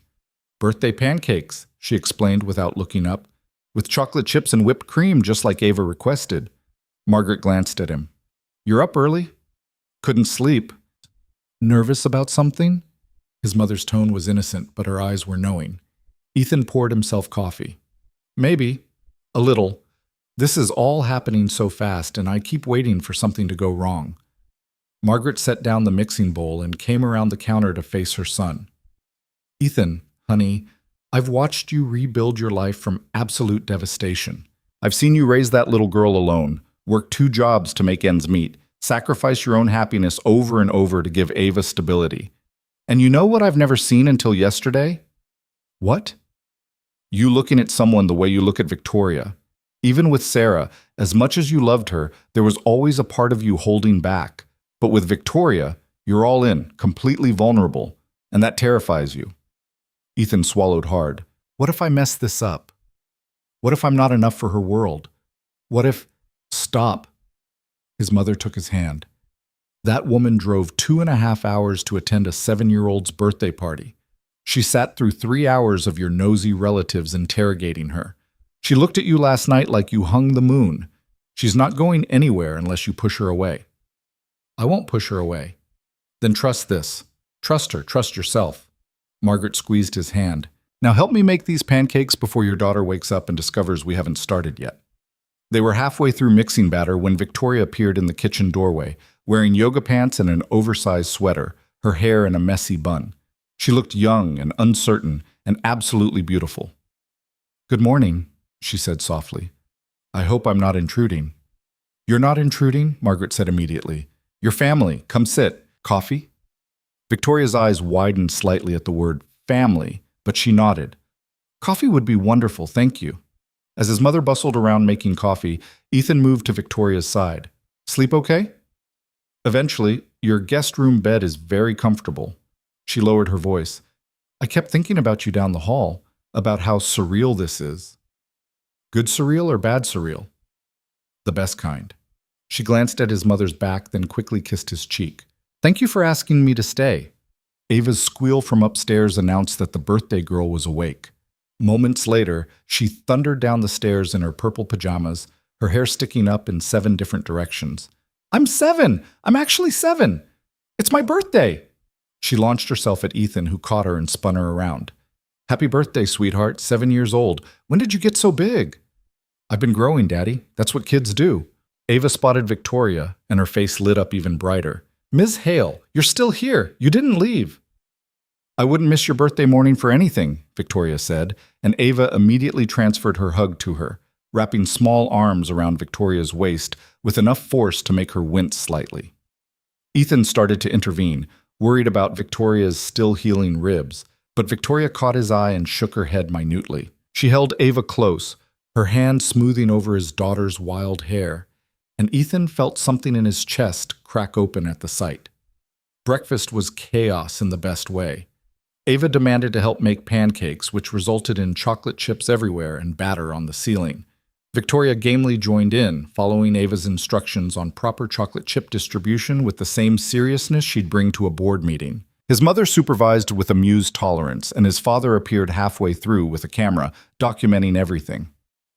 "Grandpa, take a picture of me and Ms. Hale with the pancakes," Ava demanded. David obligingly snapped several photos, Ava and Victoria holding spatulas, Ava and Victoria flipping pancakes, Ava and Victoria and Ethan all crowded around the stove. Later, when Ethan saw those photos, he would realize they looked exactly like what he'd been afraid to hope for. A family. After breakfast, there were presents. Ava tore through them with 7-year-old enthusiasm. Art supplies from his parents, a new bike from Emma and her family, books and games and clothes. But when she got to Victoria's gift, she paused. The box was large and professionally wrapped, and when Ava opened it, she gasped. Inside was an art set that belonged in a professional studio. High-quality paints, brushes, canvases, easels, pastels, markers, everything a young artist could dream of. "Ms. Hale," Ava breathed, her eyes huge. This is so much." "You're an incredible artist," Victoria said, kneeling beside her. "And incredible artists deserve incredible supplies. I wanted you to have everything you need to create whatever you can imagine." Ava threw her arms around Victoria's neck. "Thank you, thank you, thank you. This is the best present ever."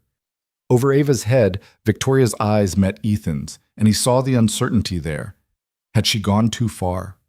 Was it too much? He smiled and mouthed "perfect" and watched the tension leave her shoulders. Later, while Ava was in the pool with her cousins, who had arrived for round 2 of celebrations, Ethan found Victoria sitting on the back porch, watching the children play. "Penny for your thoughts," he said, sitting beside her. "I was just thinking about how different my childhood was from this." Victoria gestured toward the chaos of kids and laughter. No birthday parties with family, no pancakes with chocolate chips, just formal dinners with my parents' business associates where I had to sit still and be seen but not heard. That sounds lonely. It was. But watching Ava today, seeing how loved she is, how secure she feels, Victoria's voice caught. "You've given her something I never had, something money can't buy." Ethan took her hand. "You can be part of this, you know, part of the chaos and the noise and the ridiculous amount of chocolate consumption, if you want to be." "I want to be," Victoria said immediately. "But I'm terrified I'll mess it up. That I'll work too much, or say the wrong thing, or not know how to navigate the parts of parenting that aren't instinctive. Victoria, you bought my daughter a professional art set because you noticed she likes to draw. You sat in the kitchen this morning helping make birthday pancakes, even though I could tell your ribs were hurting. You showed up for her when you didn't have to. That's not messing up. That's showing up. And showing up is 90% of parenting. She leaned against him, and they sat in comfortable silence, watching Ava play. After a moment, Victoria spoke again, her voice quiet. I need to go back to work on Monday. The board meeting about the Beijing merger can't be postponed any longer, and I've been out for almost 3 weeks. She paused. But I've been thinking about what comes after, about how to balance everything. Ethan's stomach tightened. Okay. I want to make this work, Ethan, you and me and Ava, but I'm not going to lie and say it'll be easy. My job demands 60-hour weeks. I travel internationally twice a month. I have obligations that can't just disappear because I fell in love. I know. I've watched you navigate that world for 5 years. But now it's different, because now when I'm in Beijing for a week, I'm not just missing work meetings. I'm missing dinners with you. I'm missing bedtime stories with Ava. I'm missing the life we're building. Victoria turned to look at him fully. And I don't know how to do both. How to be the CEO everyone expects and the partner you deserve. Ethan had been expecting this conversation, had been bracing for it since Victoria agreed to come to Portland. The reality of merging their worlds couldn't be ignored forever. What if you didn't have to choose, he said slowly. What if we figured out a way to make both work?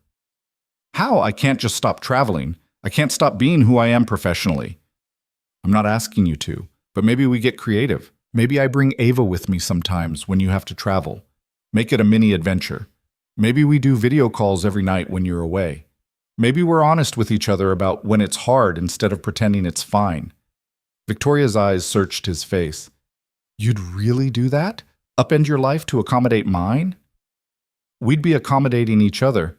My life has plenty of complications too. Elementary school schedules and sick days and last-minute permission slips. We figure it out together. That's what partners do. Partners? Victoria repeated, testing the word. I like the sound of that. So do I. She kissed him then, soft and sweet, and when they pulled apart, Ava's voice rang out from the pool. Daddy, Miss Hale, come swim with us.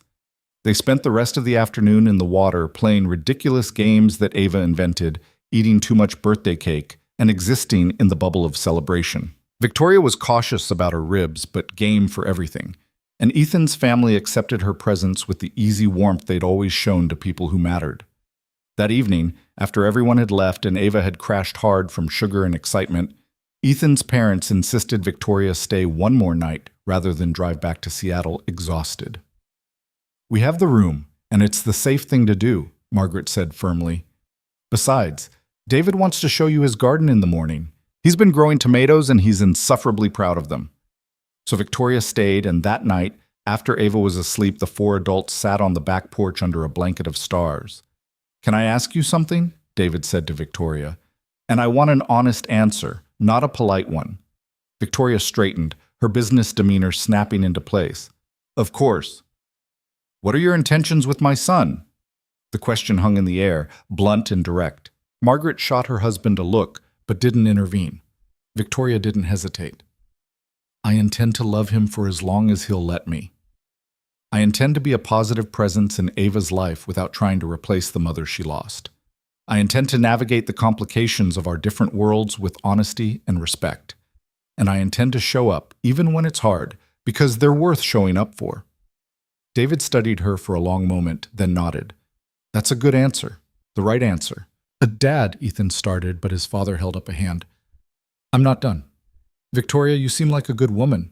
Accomplished, intelligent, clearly crazy about my son.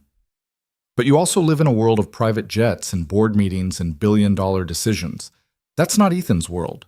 And I need to know that when the novelty wears off, when the reality of his life, of our ordinary middle-class, sometimes boring existence sets in, you're not going to decide it's not enough. David, Margaret said sharply, but Victoria shook her head. No, it's a fair question. She turned to face Ethan's father fully. You're right that I come from a world of wealth and power, but you know what that world gave me? An empty penthouse apartment where I ate takeout alone 6 nights a week. Professional success with no one to share it with. The ability to buy anything I wanted except the thing I needed most. Connection. Her voice grew stronger, more passionate. These past 3 weeks, staying in your son's apartment with his daughter, making pancakes this morning, sitting on this porch right now, this is the happiest I've been in my entire adult life. Not because of novelty, but because it's real. Because when Ava shows me a drawing, she's not doing it because I'm rich or powerful. She's doing it because she thinks I'll care. And I do care. So much it scares me. Victoria's hands were shaking slightly, and Ethan reached over to take one, grounding her. I'm not saying there won't be challenges, Victoria continued. There will be. My work will demand time and attention. There will be events and obligations that pull me away from what I want most. But I've spent 10 years building a company, and I did it alone because I thought that's what success looked like. Now I know better. Success is sitting here with people who actually see me, who care about me for who I am, not what I can do for them. The porch was silent except for the distant sound of crickets. Then David Cole smiled, a real smile, warm and accepting. Welcome to the family, Victoria. The drive back to Seattle on Sunday was quieter than the trip down. Ava dozed in the back seat, exhausted from 2 days of celebration while Ethan navigated the highway, and Victoria rode beside him, her hand resting on his thigh. Thank you, she said quietly, for this weekend, for your family, for making me feel like I belong somewhere. You do belong. With us. I meant what I said to your father. About all of it. I know you did. Ethan glanced at her. And I'm going to hold you to it. Especially the part about showing up when it's hard. Speaking of hard, Victoria took a breath. The board meeting tomorrow is going to be intense. Marcus has been sending me increasingly frantic emails about the Beijing merger. I need to be fully present, fully in CEO mode, which means tonight you go back to your apartment and prepare. I know. Ethan kept his voice steady, even though the thought of Victoria leaving after 3 weeks of constant proximity felt like losing something essential. Do what you need to do. We'll be here when you're done. Will you, though? Victoria's voice was small. Because I'm terrified that when I walk back into that boardroom, when I'm surrounded by all the things that used to define me, I'm going to lose perspective on what actually matters. Ethan pulled the car over into a rest stop, putting it in park and turning to face her fully. Then call me, text me. Send me a picture of whatever pretentious lunch they serve at these board meetings, and let me send you a picture of the peanut butter sandwich I packed for Ava. Keep us real while you're in there, and we'll keep you real out here. Victoria unbuckled her seatbelt and kissed him, hard and desperate and full of everything she couldn't quite say. When they pulled apart, both were breathing hard. I love you, she whispered, and I'm terrified of messing this up. Then we'll mess it up together, Ethan whispered back, and figure it out as we go. Monday morning came too quickly. Ethan dropped Ava at school, went to his first day in his new role in strategic development, which Victoria had pushed through during her recovery, and tried not to think about Victoria walking into her board meeting across town. His new supervisor, James Chen, was younger than Ethan expected and refreshingly straightforward. I'm going to be honest with you, James said during their first meeting. Everyone knows about you and Victoria. The whole office has been gossiping for 2 weeks, but I don't care about office politics. I care about results. Can you deliver results? I can deliver results, Ethan confirmed. Good. Then let's talk about the Riverside project and how we're going to turn it around. The work was challenging and engaging, everything Ethan had wanted from a career but had sacrificed for the stability of being Victoria's assistant. He threw himself into it, and the hours passed quickly. But every spare moment he checked his phone for messages from Victoria. At 2 p.m. his phone buzzed. Merger approved. Board is happy. Marcus made a speech about my triumphant return. I'm exhausted, and all I want is to see you. Ethan smiled and typed back, Dinner at my place tonight? Nothing fancy, just spaghetti and Ava's running commentary on her day. Perfect. I'll bring wine. You don't have to bring anything, just yourself. I want to. Let me contribute to our life. Our life. The phrase made Ethan's heart skip. They were building a life together, cobbling it together from mismatched pieces. Her penthouse and his apartment. her board meetings, and his parent-teacher conferences, her billions and his Target runs. That evening, Victoria arrived at 6:30 still in her work clothes, a designer suit that probably cost more than Ethan's monthly rent. But the moment she walked through the door, Ava launched herself at her with characteristic enthusiasm. "Ms. Hale, you're back. Did you win your important meeting?" "I did win the important meeting. Thank you for asking." Victoria hugged Ava carefully. "How was school?" "We learned about fractions, and I got to be the line leader, and Tommy Martinez said my new art supplies were cool." Ava grabbed Victoria's hand. "Come see the painting I made with the stuff you gave me." While Ava dragged Victoria to her room, Ethan finished cooking dinner, listening to his daughter's excited chatter and Victoria's genuine responses. This was his life now. This impossible, complicated, beautiful life. Over spaghetti and red wine, juice for Ava, Victoria told them about the board meeting in terms Ava could understand, turning complex financial negotiations into a story about solving problems and working together. "So the people in Beijing wanted one thing, and the people here wanted another thing, and you had to figure out how to make everyone happy?" Ava asked. "Exactly. That's what I do. I find solutions that work for everyone. Like how Daddy finds solutions when I want to stay up late, but he knows I need sleep?" Victoria laughed. "Very similar, yes." After dinner, after Ava was in bed, Victoria and Ethan collapsed onto the couch in his living room, a space that had become theirs over the past 3 weeks. "I have a confession," Victoria said, curling into his side. "During the board meeting, when Marcus was going on about quarterly projections, I kept thinking about this morning. About Ava asking what I wanted for breakfast, and you knowing exactly how I take my coffee without me having to say. And I realized that no matter how successful that merger is, it's never going to feel as important as this." Ethan pulled her closer. "The merger is important. Your work matters." "I know, but the balance feels different now. Before, work was everything because I had nothing else. Now I have you and Ava, and work is just work. It's important, but it's not everything." "So what happens now?" Ethan asked. How do we make this sustainable long-term?" Victoria was quiet for a moment, thinking. "I hire a COO, someone to handle the day-to-day operations so I can focus on strategy and big-picture decisions. I cap my work hours at 50 per week instead of 60 or 70. I schedule my international travel around Ava's school schedule so I'm not missing important things." She paused. "And I find an apartment closer to yours. Or we find a place together. Something that works for all three of us." Ethan's breath caught. "You want to move in together?" "Not tomorrow, but soon. Because driving across the city every night to see you is exhausting, and I wake up in my penthouse feeling lonely when I could wake up here feeling like I'm home." Victoria shifted to look at him directly. "Unless that's too fast? Too much?" "It's terrifying," Ethan admitted.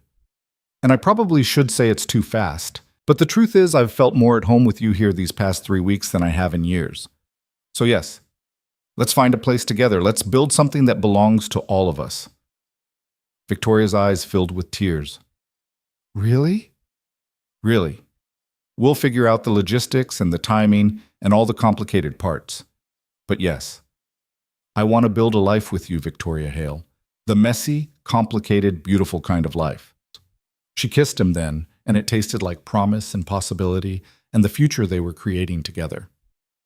The next 6 months unfolded in a series of adjustments and compromises and small victories. Victoria hired Diane Morrison as COO, a brilliant executive who'd been running operations at a competitor company and jumped at the chance to work for Hale Industries. With Diane managing daily operations, Victoria's schedule became more flexible. Not easy, never easy, but possible. They found an apartment in Capitol Hill, midway between Ethan's old place and Victoria's penthouse, with 3 bedrooms and a view of the Space Needle. Ava got to decorate her room however she wanted, filling it with purple everything and her ever-expanding art collection. Victoria set up a small home office. Ethan claimed the 3rd bedroom as a combination office and guest room for when his parents visited. The move happened in early December, 3 weeks before Christmas, and Ethan would never forget the sight of Victoria helping Ava unpack boxes while wearing one of his old t-shirts and her designer jeans, looking more beautiful than she ever had in a board meeting. "This one has my stuffed animals," Ava announced, opening a box. "And this one has my books." And this one has, Daddy, why did you pack my underwear with my art supplies? Because I was packing at midnight and I wasn't paying attention, Ethan admitted from the doorway. Victoria laughed, the sound bright and free. We should probably develop a better system. We should probably develop systems for everything, Ethan agreed. But right now, I'm just happy we're here. Their first Christmas together was magical in its imperfection. The tree was slightly crooked because Ava insisted on helping set it up. The cookies they baked were burned on the bottom because Victoria got distracted by a work call. The presents were a chaotic mix of thoughtful and ridiculous. But on Christmas morning, watching Ava tear through wrapping paper while Victoria documented everything on her phone and his parents looked on via video call, Ethan felt a completeness he hadn't known he was missing. Daddy, Ms. Hale got me my own easel. A real one. Ava was practically vibrating with excitement. And there's something else, Victoria said quietly, pulling a small wrapped box from behind the tree. For you and your dad. Ethan took the box carefully, suddenly nervous. When he opened it, he found 2 sets of keys and a card. The card read, "For the summer house in San Juan Islands. So we always have a place to escape together." Victoria, Ethan breathed, this is too much. It's not too much. It's a place where we can be a family without the pressure of work or schedules or obligations. Where Ava can run on the beach and you can relax, and I can remember what it feels like to just be. Victoria's voice was steady, but her eyes were vulnerable. Say you'll use it. Say you'll let me give this to us. Ethan pulled her close, keys clutched in his hand. We'll use it. Thank you. Over Victoria's shoulder, he saw his mother dabbing at her eyes on the video screen, and his father giving him a subtle thumbs up. By spring, they'd found their rhythm. Victoria still traveled for work, but never more than a week at a time, and never without daily video calls with Ethan and Ava. Ethan had been promoted to Director of Strategic Development, leading a team of 5 and working on projects that challenged and fulfilled him. Ava was thriving in 2nd grade, her artwork getting more sophisticated, her confidence growing. The gossip about Victoria and Ethan had never fully died down. Office relationships between CEOs and former assistants were too juicy to ignore. But Victoria handled it with characteristic directness, addressing it once in an all-staff meeting. Yes, Ethan Cole and I are in a relationship. Yes, he used to be my executive assistant. Yes, we took steps to ensure there were no conflicts of interest or power dynamics at play. And no, it's nobody's business but ours. Now, can we please talk about quarterly projections? The directness had worked. The gossip became old news and people moved on to fresher scandals. In May, on a Saturday morning when the Seattle rain had finally given way to sunshine, Ethan found Victoria on their apartment balcony, drinking coffee and staring at the Space Needle. "Penny for your thoughts," he said, the same words he'd used months ago on his parents' porch. "I was just thinking about the accident," Victoria said softly, "about how terrifying it was, but also how it was the best thing that ever happened to me." "Best thing? You were almost killed." "But I wasn't. And lying there in that wreck, hearing you say you loved me, realizing that I could have died without ever knowing what this felt like." She turned to face him. "It woke me up, Ethan. It made me brave enough to reach for what I wanted instead of settling for what I thought I deserved." Ethan set his coffee down and took her hands in his. "I've been thinking about that night too, about how I thought I'd lost you before I ever really had you, about how grateful I am that we got this chance." "So where do we go from here?" Victoria asked. "We've been together 8 months. We've moved in together. We've integrated our lives. What's next?" Ethan had been waiting for the right moment for 3 weeks. He'd planned to do this on their summer trip to the San Juan Islands house, or maybe at a fancy restaurant, or somewhere romantic and perfect. But standing on their balcony in the morning sunshine, with Ava still asleep inside and the whole day stretched before them, felt like the rightest moment he'd ever known. He dropped to one knee, pulling the small velvet box from his pocket. Victoria's hands flew to her mouth, her eyes going wide. "Victoria Hale, you are the smartest, strongest, most incredible woman I've ever met. You've made room in your extraordinary life for me and my daughter.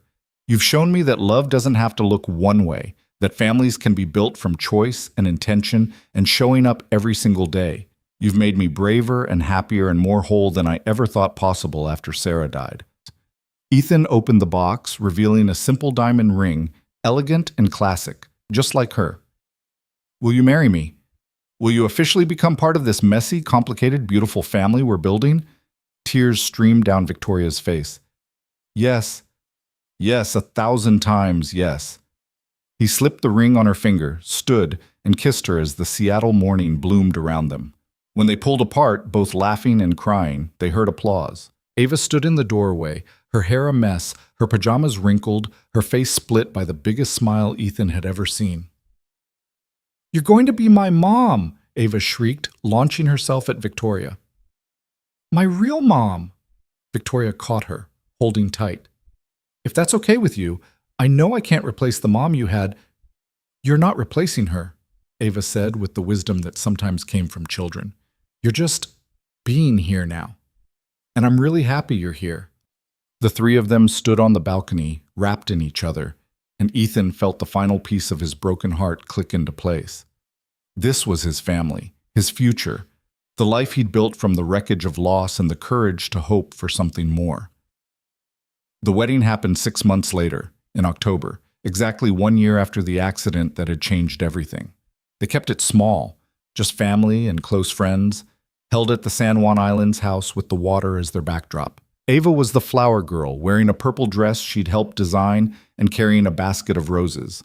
Emma was Victoria's maid of honor, having become close friends with her future sister-in-law over the past year. Harrison walked Victoria down the aisle, his eyes suspiciously bright. But the moment Ethan would remember forever was when Victoria reached him at the makeshift altar, took his hands, and whispered, "Thank you for not giving up on me. On us."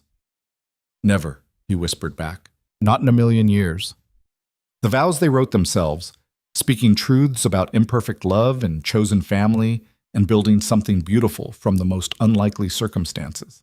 When the officiant pronounced them married, Ava cheered louder than anyone, and the celebration that followed was exactly what they'd wanted: intimate, joyful, and absolutely theirs. That night, after the guests had filtered away, and Ava was asleep in her room, Ethan and Victoria stood on the beach, watching the moonlight dance across the water. "Mrs. Cole," Ethan said, testing out the name. "How does it feel?" "Strange. Wonderful. Terrifying." Victoria leaned into him. "I kept my name professionally, but this, being your wife, being Ava's mother, this is who I want to be when I'm not in the boardroom. You can be both. You are both.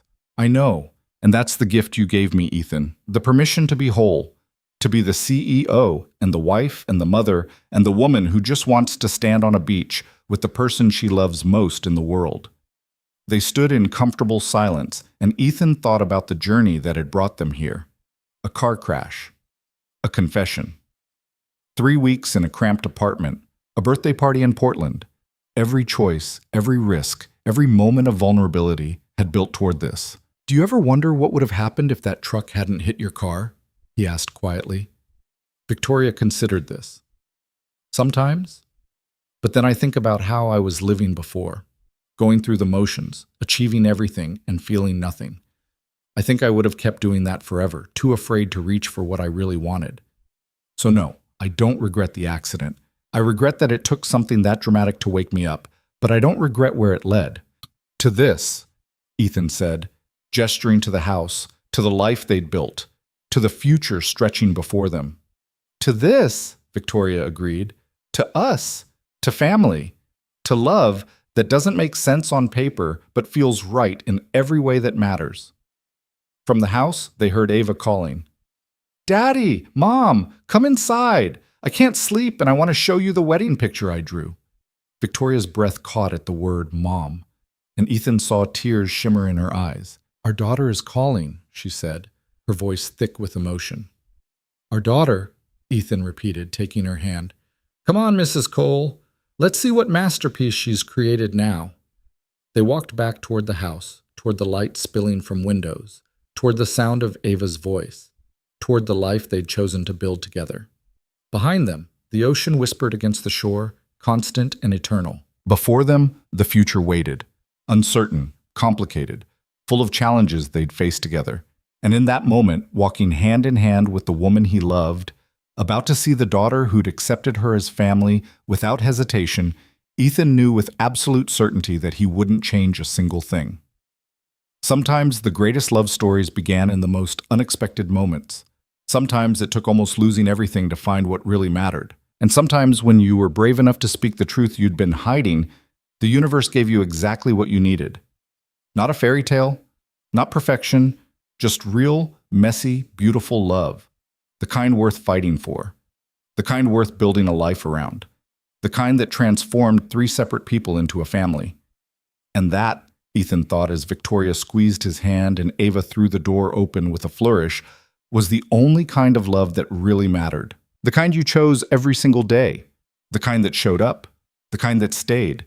The kind that, against all odds, had given him a second chance at happiness and a future bright enough to chase away all the shadows of the past.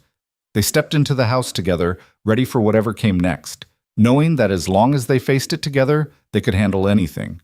Because that's what family did. That's what love meant. And these 3 people who'd found each other through tragedy and courage and hope, this was exactly where they all belonged. Home.